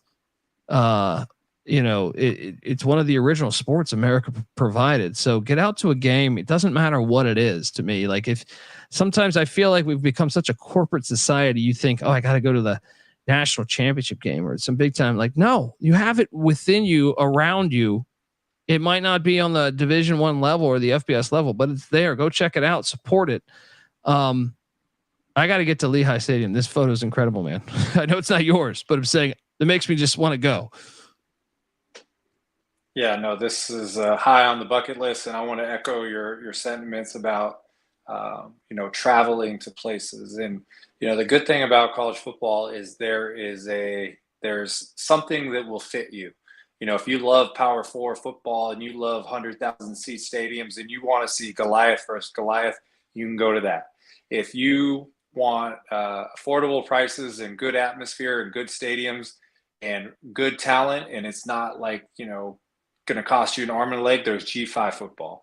If you want to see places like Goodman Stadium or the Ivy Leagues or the SWAC or the Big Sky and some of these historic places in towns and cities that you may not rattle off immediately, go check out FCS. And there's bucket lists in D2, and so there's over 800 college football programs. And for me, I haven't watched college football at home since 2016, and I used to love it, right? But now I'm just kind of addicted to going to these stadiums and getting that feel. And when you go watch a game and you don't have an announcer telling you over and over what you're seeing when you already know, and you can take in the game at your own leisure, in my opinion, there's nothing better. Fair. I agree. Next, we are going to one that Robert Martin says he's going to a game there this year. And Rob Donaldson says he's already been there. North Dakota State's Fargo Dome, Fargo, North Dakota, 32 years old, seats 18,700. It's a dome. So, I haven't been, but I can't help but look back at South Dakota State's playoff game last year and think, whoa, what could have been, if it was North Dakota State. But, tell me about your travels here, man. Obviously, they're a fucking blue blood in the FCS, and this is a team like, I know Rob was talking about this in the chat. He thinks they should go independent in the FBS, and I agree. So, well, it's always the argument is that recruiting is difficult, and if they're not like right now, North Dakota State and South Dakota State are always ranked 1 and 2. Well, if you go down to or if you go up to FBS, you're not going to be in the top 25. And then how are you going to recruit in the same way? So, Montana's in the same boat. We talked about Snow Belt Conference a while back. Maybe that would be the move, but I think that they like where they're at. And, I know that domes are not your jam, but as far as like one of the most iconic in all of college football, the response that people have at the Kibbe Dome. Well, the Fargo Dome is like the Kibbe Dome, except there's been a ton of winning for a long extended period of time. They call it the Thunderdome, and they've had readings of 115 decibels where they played Furman in the 2015 playoffs. And, they used to play outside. They played at Dakota Field from 1910 to 1992. That field still exists. It's a women's soccer stadium now. And they've had this place. And if you're an FCS football fan and you want to see the significant venues in the FCS, you have to stop and check out the Fargo Dome. Like, it's a must. You have to. Top 5 like bucket list destinations, whether you're a Dome fan or not. Now, was this during COVID? Yes.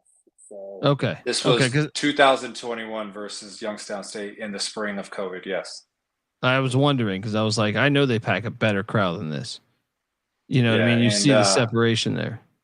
Yeah. My other opportunity was 2022.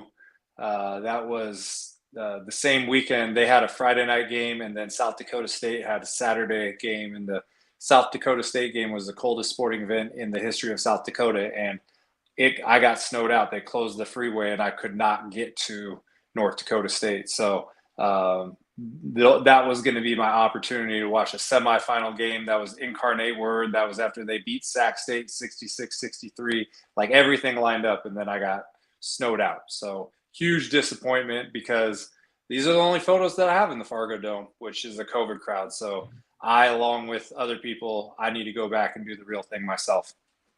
Yeah, Rob was at that Furman game. This is incredible here. I mean, talk about the history of the team and how many championships.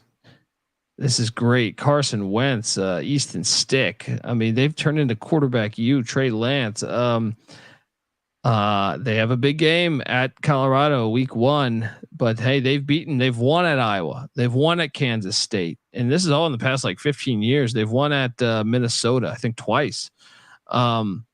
They have earned it. So yeah. What was Dion's comments? He was mad at the AD for putting this game on the schedule, right? Yeah, he was. It's the same thing with South Dakota State playing at Oklahoma State week 1. But yeah, no, they have and that's so for everybody that wants them to jump up. Like, look at that trophy room. Now, whether you say that, okay, you've proved yourself in the FCS and jump up, if you don't think that you're going to be an FBS college football playoff champion and you can make good money and you can be a championship contender every year, and you're in a place that's not exactly a destination for recruits, what do you do? And to this point, there's been no offer that has made it so, because people talk about, oh, they should join the new, now that the Pac-12 is dissolved, they should do a merger and go there. But, Idaho came down from FBS because the Kibbe Dome only holds 16,000. They can't compete with everybody else. The Fargo Dome holds 18,700. And, there's been discussions to expand the Fargo Dome since 2011. And it would take major modifications to get it done, structural changes. And there was actually a special ballot last year in December voting on a $140 million renovation that would add a convention center, and it would also remove Albrecht Boulevard, which is a street that borders the dome, and they were going to fund 30 million of the 140, and we're asking for 110, and it got voted down. They got 52%, which is the majority, but they needed 60 to pass. So there are hurdles, not just, hey, go jump up. I mean, if you only have a stadium that's 18,000 seats in North Dakota, it's going to be hard to compete with, let's say you join the Big 12 or whatever. How are you going to compete with those other people that got 70,000 seat stadiums? So I hear what they say, but that's the argument on the other side. Well, I'm on board with the renovations if you can cut the roof off, but you know me. You heard me say major structural changes, right? That's a major one right there. Yeah, I was like, oh, now you have my attention. Yeah, look, I mean, and where is this like for media after the game? No, so you can go and visit the dome on non-game days. And so I just walked into the meeting room. I walked into the locker, and this was the meeting room. And there was another place where they had like the training schedule for the day, like that up. So I don't know if you can do it all the time, but I just walked in and kind of navigated wherever I wanted. The Dakota Marker rivalry is one of the best in all of college football. So I definitely dig this. And their logo and uniforms are fucking perfect. Like I like what they're about. It's just still they have a brand. Yeah. Everybody knows them. Now let's talk about their rivals, who have won they haven't lost a game in like 2 years. South Dakota State, Dana J. Dykehouse Stadium, Brookings, South Dakota, and I feel like, I got this about the Kibbe Dome. I mentioned my experience of falling in love with Washington State, right? I fell in love with Washington State because of a snow game that I got on my TV in Washington, D.C. And I got pushback saying I was at that game. It was the coldest game ever. And I go, I understand that, right? Like someone had said that. And meaning, I think he had it like with regret of how cold it was, or at least that's the way I took it. And I go, but I remember it. You know what I mean? I remember it. Yep. My point is that I wouldn't remember I've watched a shit ton of college football my whole life. I highly doubt I would remember if that game at Pullman Stadium was put in a dome. I don't think I would have remembered it. And it has this lasting image to me on what I love about it. Well, based on your photos here, now I watched this game. Now this was a blowout, so I can't compare it to that exact game. And I also wasn't, a 8-year-old or 9-year-old kid, but this stadium, 19,000, it's 8 years old, seats 19,340. First off, I'm going to bring up a lot of points that I like about. First off, the Jackrabbit name, it's hard to beat that. And then, love the fact it's outdoor. This photo is incredible. You got the band. I love a checkered end zone, right? I love no dome. 2, I'm Team Jackrabbit all day with this type of field. This is college football to me. Like I said, I'm not trying to shit on North Dakota State here, but I'm just saying this is what I gravitate to. I look at this and I go, oh my God, get me there. You know what I mean? Tell me about your travels here. Cause it wasn't one of the coldest games in the state's history or something. Yeah. So I've gone to three FCS semifinal games. Spring 2021, they beat Delaware. Last year they played UAlbany and they won. And then these snow photos are from 2022 semifinals versus Montana State. And at kickoff, it was 9 degrees at kickoff. It was -7 degree wind chill, and that's at kickoff. So, once the sun went down, it got really cold. And, my hands, I kept taking my hands out of my gloves to use my phone to take photos because I didn't have one of those gloves where you can keep it on. And the bones in my hands hurt for 3 days after this game. But that being said, this ranks up top 5 most fun college football games that I've ever been to. And it's for all the reasons that you're talking about. All the scenarios that we've said about playing on campus in cold weather in the playoffs in December. This is it. This is it on the smaller scale compared to what it would be like at Michigan or Penn State. But this is it right here. And this is an intimidating environment. And the fans in Brookings, shout out to those guys. They call it the book club. That's the tailgating thing. During COVID, you couldn't tailgate. So you said you're going to the book club, which was code for tailgating. But when you have North Dakota State, South Dakota, and North Dakota all playing in domes, and you play in this beautiful outdoor stadium, embracing the elements, and oh, by the way, that also coincides with you winning 29 games in a row and 2 national championships and being the juggernaut of FCS football, maybe there is something to outside football. Buddy, everything is of a fan. Like, break it down to the core for me, at least. I'm 41 years old. I would die for an opportunity. Like, I would pay $10,000 to go back. Well, I grew up in the Northeast where if it rained or snowed, the first thing you did was call your buddies to play football, right? No shoulder pads, no helmets. You just went out there and played. I mean, obviously we it's even better when you're when you're in an actual high school game and that stuff happens, but that's just what you did. That was our society. That was my neighborhood. That happened. Oh shit. There was something about the snow specifically, but the rain also, but the snow more so, that brings the child in you out. And there's a golden feeling within me. Even when, I was in Park City, Utah a couple of years ago, and I'm there with my wife and it's snowing there. And I'm just like, God, I feel it within me to this day. I couldn't go play a game of tackle football with my buddies. You know what I mean? But it's there. It's still within me. It's still there. Like I went outside into the snow, let the snowflakes hit me. And it's just, we're forgetting that, I think, in these days. Like football's meant to be played in that. It's in the elements, in outdoor weather. And that's part of the fun of when that happens. That's supposed to happen. You're supposed to feel that. We saw that Bears game, Chicago Bears game at Soldier Field in the rain, where they the quarterback from Justin Fields runs and does the swan dive, and his whole teammates are joining him. It's supposed to be fun. This is supposed to be part of the fun. We need not forget that. And I when I see a game like this, I'll tell you this, man. If I didn't follow college football, if I was watching whatever, I would seek this. I would seek this.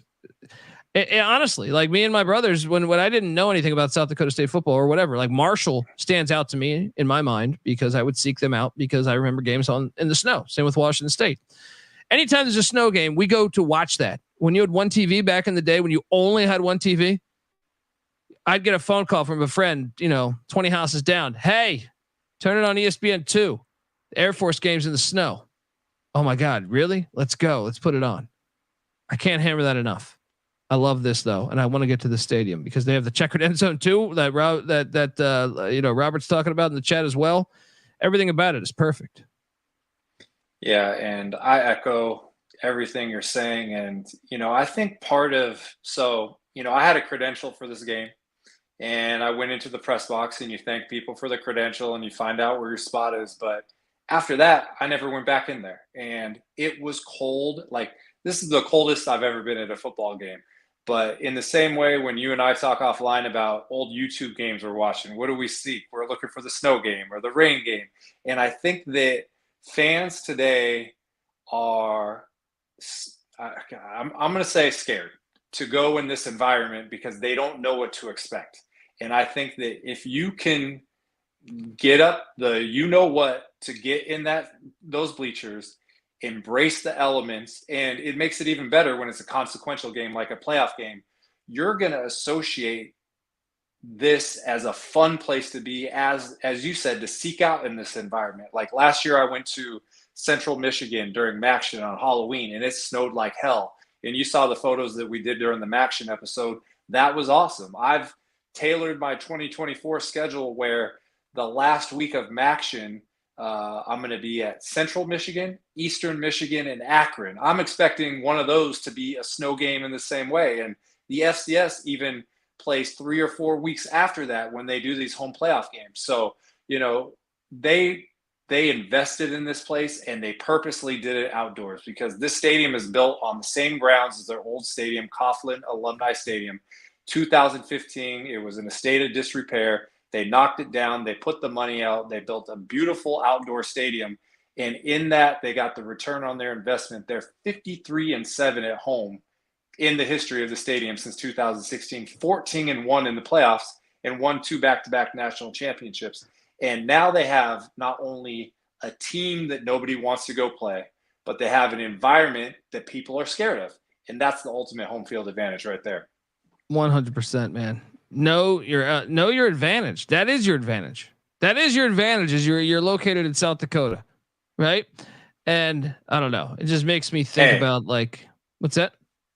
Albany got killed last year, and they play in the cold in New York, but it was nothing like that, It's not cold like that. Yeah, where the wind is coming in like that.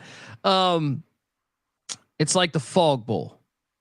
If Soldier Field was a dome, we wouldn't have had the Fog Bowl. Like, I don't care if I'll be on my deathbed. I'll have, whatever. You could bring up the Fog Bowl and I'll be like, oh man, that game was incredible. You know what I mean? Like, I remember, like, this is part of, if you were at that game, you remember that your whole life. You know what I mean? Like, if you're in it, like I went to the LSU UCF game there at the Toaster Oven in Phoenix, right? Scottsdale, whatever it is, right? Glendale. My point is I don't remember because the game was boring. But that's what I'm saying. I don't. It's not a lasting thing in my. I went to Ford Field for a Lions game. Couldn't tell you what happened. Kind of boring. That shit really matters to me. Like I hate to beat a dead horse here, but I'm just saying. Like I feel like that is always we've lost sight of that, and it needs to come back. I love the Dyke House. And I will tell you this, okay, I went to 90 college football games last year. The year before I went to 70. The year before I went to 81. Do the numbers, since 2017, I've been to over 300 college football games. This is in my top 5 experiences. Going to this game in this weather and being, a California kid going out there, limited experience in the snow. And you could see there was other photos that you had where there's just snow piles up by the side and, the right there. I mean, look at that, right? Look at this is a football field. This is not like, you're going to Tahoe and you're going to do the slopes. Like this is where and this photo right here, this is like one of my favorite FCS shots of the night right there. It's like, it looks Arctic, and this is right at opening kickoff, and you got the American flag waving, and you can't tell if it's 6 o'clock in the morning or 6 o'clock at night. And it just, so again, like, you got a guy going to a lot of college football games, and top 5, a FCS game in Brookings, South Dakota. How does that happen? Because you want to immerse yourselves in the elements like a real football fan would want to. Hell yeah, buddy. I mean, they don't call the Ice Bowl the Ice Bowl. We know the Ice Bowl. I could go on and on. I could give a fucking lecture. All right. I could do so you can hire me, South Dakota State. I can give a lecture on how great this was. Anyway, this game was phenomenal. I watched it on TV too. And it was great. I bet you if I look back, I have like 5 text messages from friends being like, "Are you watching this game? This game is phenomenal." Love the snow here. And, yeah, we have a lot of shots of the stadium. Look at that. Look at the backdrop there. It's beautiful, man. This makes the mind wander, in just a simple way. When you see a photo of something, whether it's, a mountain or a lake or whatever, you're like, oh man, you want to see this. And so now I'm trying to build in some schedule flexibility where if we could somehow get a weather report knowing that in a week it's going to be, maybe we can make it there. And, this photo right here this is how they do it in South Dakota. So this is a tailgate photo, but it's inside a giant tent.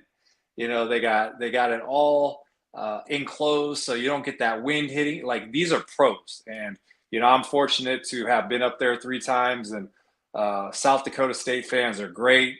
They've been in Frisco the last couple of years, so I got to meet them. This is right here in the COVID year where we had to tailgate off campus at a park, and that's why they called it the book club, right? Hey, we're not going to tailgate, we're doing the book club. And then you got, and they're wearing the bibs with the yellow and blue overalls. And next time you go, you got to get me one of those. I'm gonna Venmo you money to get me one of these overalls. Yeah, and they have another thing called Hobo Day, which is it's something, I don't know the exact history, but it's where people got off trains and they were trying to establish a life in South Dakota, and they greeted them. And now every year they dress up as hobos for that. And where you're not going to get that at Texas, where they got all these PC people, right? You can't even do horns down. But up there, you have a holiday where you're supposed to dress up as a hobo. So, but yeah, no, it's a cool. And here's another one, Ears Up. You talked about how cool the Jackrabbit name is. Well, that's a pretty fire name for a beer right there. Oh yeah. I mean, every university should be having their own beer, but man, the Jackrabbit name might be the best in all of college football, in my opinion. Like, you throw it up there with, there's some other cool names, but the Jackrabbits, what a fucking name. I mean, the stadium's fire, man. I like it a lot. This press box, let's talk about that. Fire. Yeah. I mean, that lighting right there. So it reminds me of Utah State with the same kind of glow.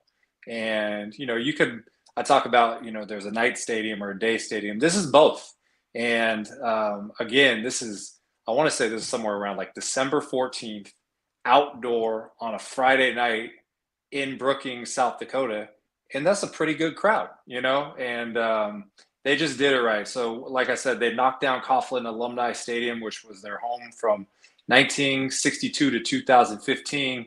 If you go back and look at photos, you can see why they knocked it down. We're not necessarily in favor of that, but they made the move. They built a great stadium, and they got ROI on their investment very quickly. And now they have top 10 FCS stadium and #1 program.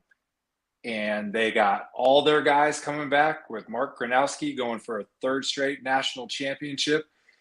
And, people are thinking they could go into Oklahoma State and beat them. So I'm one of them. Yeah. This is like right now, this is the center of the FCS world, is this stadium right here. Yeah. Shout out to LFG. Great players got screwed though as a result in the Fog Bowl. I would disagree and say, that's should have won your division. I mean, that's part of what I mean of leaning into your advantage. The Bears' advantage Now, who knows if they would have won on a neutral or not? They won their division that year, and that's why they hosted, or they had the better record and they hosted. I can't recall off the top of my head, but that's your advantage. That's why you play to it. That's the whole point of the regular season, right? And that's why South Dakota State has that advantage. Talent, whatever. The Giants were not as talented as the Patriots. Any game you could say that. So I would push back on that. But that's why you play the season is. If you know you're South Dakota State, you go, we're going to play an outdoor stadium because guess what? When the FCS playoffs come, when Furman has to come to town, or when Delaware has to come to town, or Albany, or whoever, San Diego, whoever, that's your advantage. You have to lean into that. And to me, if you're not doing that, you're failing. And obviously the other parts, you remember it forever. So, and on any given day, the less talented team wins all the time. You know what I mean? Whether it's perfect weather, whether it's in a dome, it happens all the time. So I won't base it specifically off of the fog. I don't know. Would you agree with that, Mike? Yeah. Well, I know the Fog Bowl was not fogged for 4 quarters. And I also know that, the Chicago Bears are not preparing in the fog for that, so, but yeah, it's, this why when you look at the Montanas, they're playing outdoors and the Idahos are playing indoors, and they have logic for both. And then again, there's 4 Dakotas and 3 of them are playing indoors and 1 is playing outdoors. And so, there are plenty of times where South Dakota State went into the Fargo Dome and got smoked. That's the way it works. But if you're going to lean into your identity, you got to do it. And some people are choosing the outdoors, and we think, and I think, let's say a percentage of college football fans, you would rather play in a hostile environment and not have to deal with weather. And if you play outdoors, you got the hostile environment and possibly the weather. So I think it's an advantage playing outdoors. I do too. For the home team. Is this first off, this guy's sweater is incredible, but I would agree with everything you just said, but shout out to Chad right here. He's part of the fans. They do Jackrabbit Illustrated, and they put on a huge tailgate at Frisco. But when you go up there, like I said, that they take care of you. This guy Chad, he carries around these Jello shots. All like you turn left and there's a Jello shot in your face. And I remember like I drank and I went into the press box and I'm supposed to meet the SID, and I assumed that I was a jerk, like big loudmouth and stuff, and it was as a result of my pregame drinking. So if you're gonna hang out with these guys, hopefully you don't. You got to pay the price, right? Hopefully you don't have a professional gig that you got to do. So, but yeah, they will take care of you up there for sure. This is fantastic though, man, and I love the old school Hawaii hat you're rocking there. Look at that snow. I tried to think warm and it did not work. Like that was my strategy. At this. I'm sorry. Continue. No. I mean, go back 2 photos to the stadium photo with the snow and just the darkness. Like, look at that. Yeah. You don't want to play there if you're an opponent. Fuck that. Perfect. This is absolutely fantastic. And then after the game, go 2 photos forward, the one you were at. The players all jumped in and did snow angels in there. And because you're a kid again. This is my point, yes. Man. This is what I mean. It's golden within you. We should never run from this. This is why I can't watch the NFL anymore. It's like, this is a huge element of what it is. You're playing a kid's game. You know what I mean? You're playing a kid's game, and that should always be on the table for you there. This is great. Like I said, it reminds me of the Justin Fields situation and when he swan dived on that on Soldier Field. Fantastic. Absolutely fantastic. Folks, before I get to the next school, I want to tell you that the Stadium Heads podcast is brought to you by Rhythm. Football season is here, and the college football and NFL models are now live on Rhythm. Create your own winning betting model, or let Rhythm do the heavy lifting for you. You decide what stats matter most to you, and Rhythm will build a custom model around that. Or just sit back, crack a cold one, and let Rhythm do all the work for you. They'll do all the heavy lifting there. It would do with its predictive model. Rhythm uses AI projections from MIT data scientists and quants. Rhythm already has you covered for NFL Week 1 and College Football Week 0. I like the Yellow Jackets plus 13. against Florida State there in Dublin. Claim your free 7-day trial period today by going to sportsgamblingpodcast.com/rhythm. That's RITHMM. That's sportsgamblingpodcast.com/rhythm. We're also brought to you by Circa Survivor and Circa Millions. Yes, if you don't have a trip booked yet for Las Vegas before football season, may I recommend Ultimate Contest Weekend? It's a great time to go out. You can hang with my pals, Stacking the Money Green and Real Money Kramer from the Sports Gambling Podcast, and enjoy some of the open bar events at the greatest sports book in the world, August 22nd to August 24th. Use the promo code SGP15 to save you 15% off your hotel room for sign-up weekend. Sign up in person at Circa Sports between now and September 7th, and use a proxy to play from anywhere. We even have a deal with football with a proxy. Go to proxy.footballcontest.com to save you $50 with the promo code SGP. August 22nd, Rob Donaldson. August 22nd. Next, we go to Western Carolina, E.J. Whitmire Stadium. Cullowhee, North Carolina. Damn it, I should have worn my Cullowhee shirt that Weehawk sent me. It's 50 years old. It seats 13,742 folks. This place, I haven't been, but I have Google imaged it quite often over the past 2 years. Really, Mike, look at this place. It's paradise. Absolutely fantastic. Tell me about your travels here. So I've not been there for a game. It is not exactly centrally located, but I made a point last year when I was on the road to stop there. And this was in December, early December, and it was right at sunrise, and it was cold. It was probably like 20 degrees outside. But this stadium, the location is incredible. And I call it Boone Jr. That's what I call it, even though it just reminds me of App State, but it's not like, it doesn't have the publicity of App State, but the surrounding hills, the isolation feeling, this stadium is really, really high on my bucket list for a game as soon as possible. Yes, and Kerwin Bell is building up this program. Former Florida Gator quarterback, played in the CFL.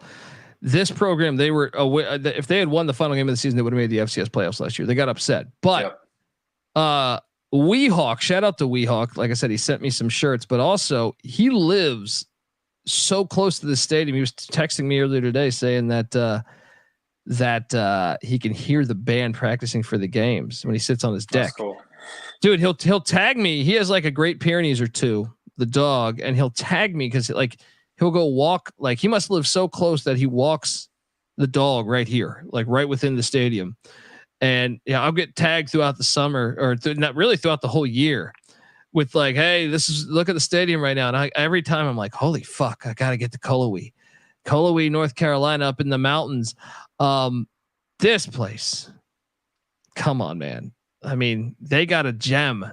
They got to continue to invest in this. This is just fire. This is fire, though. This is a very unique stadium, and I can't wait to go there. You already went there. It wasn't a game, but I mean, yeah, these are my photos from a visit, and there's a game shot, but so I was hoping that they could make the playoffs and maybe host a playoff game last year, because I would have gone, because it's hard to do a 2-for-1 game with Western Carolina because of its location. And so, the FCS is not playing too many weeknight games, so you're not going to get that. I have been trying to be greedy when it comes to certain schools, like St. Thomas and Minnesota are 1 mile apart. Drake and Iowa State are very close to each other. Incarnate Word and Texas are close to each other. Like there's ones that I'm holding to. Now, Western Carolina is semi-close to Tennessee. It's semi-close to Wofford. But what they've been doing is they play a lot of 2:30 kickoffs. So you can't go to a 2:30 game in Western Carolina and make a night game at Tennessee. It just doesn't work. So for me, when I'm trying to do volume and do 2 games on every Saturday, you need a 12 and a 7. And so this year I'm still going to be putting up numbers, which means I'm going to maximize each Saturday. But I think if I can't make it there this year, then I'm going to start carving out some next year for individual visits. Like, you can't do Maine for 2 for 1. I want to do Hartford, Yale, and there's typically not a night game in November to pair with that. And this would be another one, unless they can make the playoffs this year and do it. So, there's certain ones that bug me that I haven't been to. And, we went through and did selective FCS bangers, and I've been to all of them except 2. Lehigh, as I mentioned, I'm trying to get to in September, and this is the only one. So it irks me, and I'm looking for a spot. And when I can, I want to duplicate the photos that I've taken with hopefully a big crowd down there at EJ Whitmire. Yeah, I'm going there, dude. I'm going there. It's got I've been tagged in this thing too much. I got to get there, and I know it makes it hard for a 2 for 1, but this place, at the mountains, there's something about the mountains of North Carolina, and it's just underrated. Like whether it's Boone, which I still think these are far away from each other. Boone and Cullowhee, I think, are a decent distance from each other. Yeah. But yep. Appalachian Trail 101 right here, going through these mountains. Yeah, it's fantastic. I got to get to a game there. And I love what Kerwin Bell's doing. I hope they build. The schedule's really hard for them this year, so I'm not sure that they'll get to the FCS playoffs this year, but I know that the program's in good hands. I think right now with him as the head coach, they're going to end up being good and continuing to build into this, the culture that they have and the fan base and everything. And I plan to get up there for some games. I know me and NC Nick have talked about this. He hasn't been, he lives in North Carolina, and he's saying, "Hey, let's go." I got to get there, man. This is like bucket list. This is tough. Like, what's that? Go ahead. No, I was saying like it's top. It's like, it doesn't matter FCS or FBS. This is like top 20 stadiums I want to go to. Yeah. And I will be there in the next 16 months for a game, whether it's this year or the beginning of next year. And I don't know when that's going to be. Maybe we all can go, but it's a special place, and it's one that I really want to officially check off the list. That's for sure. Yeah, for sure, man. Unbelievable. Next up, we go to, and look, I haven't done an FCS show.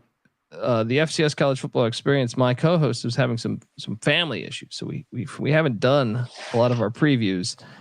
Luckily we did like a little bit of a preview, for every conference, but it hasn't. I thought we'd have conference previews all through July, but at the same time, my buddies and bosses were saying, "Hey, we got to focus more into the FBS because of the 12-team playoffs." So if you're wondering why the FCS hasn't had that many episodes, it's been a kind of a perfect storm between the 12-team playoff and also between my co-host having some family stuff that he hasn't been able to. But he is a graduate of Youngstown State, and I know he's there in spirit right now of talking about he's not on the mic, but he's there because Stanball Stadium, Youngstown, Ohio. He loves this place. He calls it the ice. He calls it the ice house, like the beer. But I know they call it. There's the ice chest. There's the bunch of different terms for it. Yeah, the ice castle.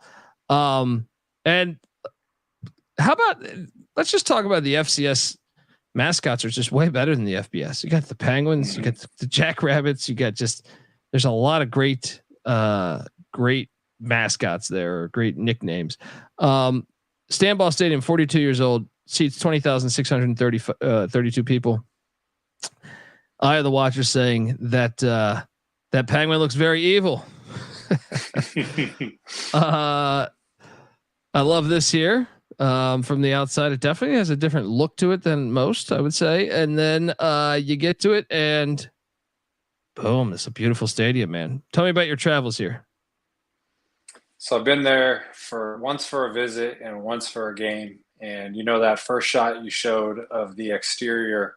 So they call it the Ice Castle, and it's actually the tallest building in Youngstown. And when they opened the stadium in 1982, it was just that bleacher. So part of it is you got one really steep bleacher, and everybody's overlooking it. And we were talking about Delaware and their FCS playoff history. Well, Youngstown State is one of the blue bloods, with Jim Tressel. I think he won 4 national championships, and the FCS playoffs always seem to have to go through Youngstown to be able to do it. And a really cold place that earned the nickname Ice Castle, and they've been extremely dominant there. They're 186-71-1, which is a 738 win percentage. And then in 1997, they added 3,000 seats on the road side, on the east side of the stadium, a press box in the stadium club. So that's the history of the stadium. I went to a game in 2022. It was a doubleheader. I went to Duquesne at noon, and I went to Youngstown State at 6. It's about a 2-hour drive. And it's a cool place to watch a game. You get to navigate the stadium, and you got the small east side, only 3,000 seats, and then you got this giant 17,000 seats. But it has aura, and you could really feel that Ice Castle vibe. And I haven't been there for a cold game, but those same pictures that we saw with South Dakota State, man, it would be awesome to do a playoff game for Youngstown State. The Polish Rifle played here, Ron Jaworski. And my favorite is Al Bundy, Ed O'Neill. Oh, played defensive tackle for Youngstown State, and actually was on the Steelers for about one of the final cuts. Yeah, one of the final cuts. I've heard Terry Bradshaw talk about that. Say he was pretty good. He was pretty good. That was the Steelers at that point were pretty nasty. But yeah, he played here as well. So I mean, or played at Youngstown State. Love this shot. So you've only been once, you said? So I've been there once for a visit and once for a game. Gotcha. Look at this shot, man. It's a beautiful shot. And this is the photo you get when you got, like I said, they say it's the tallest building in Youngstown. So just imagine climbing up to the tallest building in a small city and then shooting out over, and you get the whole stadium, you get the backdrop. And, this was I want to say this was like a mid-October game. So it's not exactly the cold environment, but sunset, it's a beautiful backdrop, and it made for a great photo. Fantastic. And they have their own beer. You get, like I said, if you're every school, even BYU, make a fucking chocolate milk or something. I don't know, but they should all be doing this. I don't understand why they're not in today's day and age where the dollar is so important because of conference stability and everything. Love that Youngstown State beer. And what is this I'm seeing in the corner of the end zone? It looks like a barn back there. I want to say that's the indoor football facility, I believe. Gotcha. Yeah, man, this is fantastic. That's aura right there. That's like, look at that presence, And so you just imagine that was a great game. They played North Dakota, and it was a really competitive game. But let's think back to the heyday when they were, perennial playoff team playing in the championships. This place seats 20,000. You got 17,000 on the home side. So fill that up with 17,000 Penguin fans, and it combine that with the cold, it probably is a very intimidating place to play. Yeah. Shout out to LFG, who says this college football stadium content matches or exceeds anything else YouTube has to offer. Appreciate that. And yeah, you're right. I got to get to the ice house or the ice chest, the ice castle, whatever they're calling it. A lot of castle talk on this episode. I like it. Yeah. And there's another shot, man. Look at that. That looks great. Beautiful stadium. I want to go back there right now. Exactly, man. Exactly. If you're in the area, folks, look at this. Now they do have a lot of sponsors. They do have a lot of sponsors they're milking there, but still love Stanball Stadium and Beatty Field there. And look at that national finalist, 79, 92, 99, 16, 4-time national champions. Fantastic stuff going on in Youngstown, Ohio, folks. And yeah, that's our show, folks. We didn't power rank these because they're not on the same conference. This is our show. We are the Stadium Heads. Make sure the season's here, folks. And first off, I see 387 people in the chat right now. So please, if you can, hit that like and subscribe button. And this is on a ton of different platforms, but one day it won't be. It'll be on strictly the Stadium Heads platform. So you don't want to miss the bus. All right. Jump on over youtube.com/@StadiumHeadsSGPN. That's where you're going to want to, like, even if you're watching this on the College Experience feed or the Sports Gambling Podcast Network feed, get on over there, type that in the search engine right now, because like I said, it's not going to be available on all of these long term. It's just, this is to grow and to get people aware of what we're doing here. But give Michael, the season's basically here. It's August 11th. Give Michael a follow at CFB Campus Tour on Twitter, because I'm telling you, there's not a Twitter page out there. That's how I became friends with Michael. His schedule, I have already seen rough drafts of it. It's absolutely insane. I'm just looking so forward to, being able to talk to you people about his travels, and obviously talk to him about it, but to showcase his travels. I think it's very unique, and there's not anyone else in the world doing it like Mike is. So you got to check out Michael. And I, like I said, this show is great. It's a great platform to show that, but also his Twitter platform at CFB Campus Tour. Get on over there, give the man a follow, because things are just about, if you thought, like, a lot of people have enjoyed what we've been doing, but we're just getting started. This is just creating content in the off season. Wait till you see his travels as the season, gets, what are we, 13 days away? 13 fucking days away. Let's go. I'm on Twitter at TheColbyD. I also host the College Football Experience podcast. Check that one out. That's on Twitter at TCE on SGPN, and youtube.com/the College Experience for that one, as we're previewing all 134 teams in the land.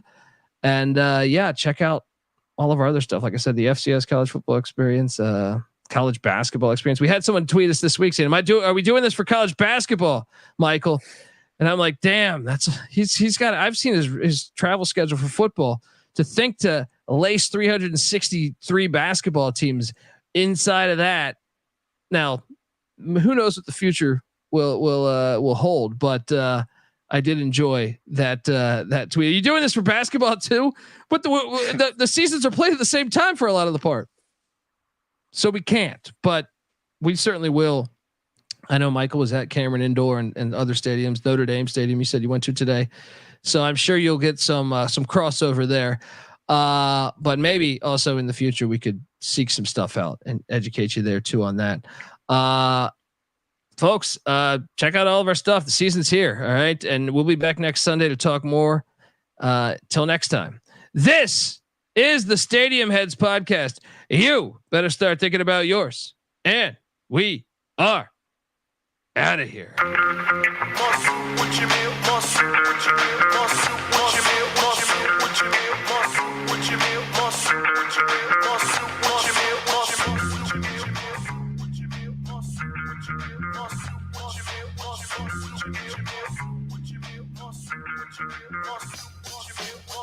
No cream, no sugar, mocha only. Choke the microphone the way he low can choke a phony, won't he? Told him play a station like a broken Sony. Tenderoni phone, she only come and stroke the pony. That good love deserves for Uncle Anatoni. Rats in the hood bugging, they want more raw baloney. Chachi need to watch his bony, skinny Joni. Then it fit the fattener up with minestrone. Been grown, chrome Molly skin tone. While he rock the end zone, tap your toe or chin bone. The choice is yours alone. The game for the throne, and to get the game zone. Doom man known as the Don for sure true. And he won't show his face or sponsor your group.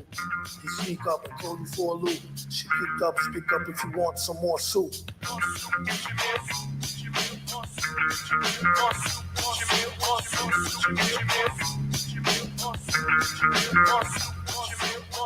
New suits again, who do's cruise again, who's too smooth, who's slews want snooze with him.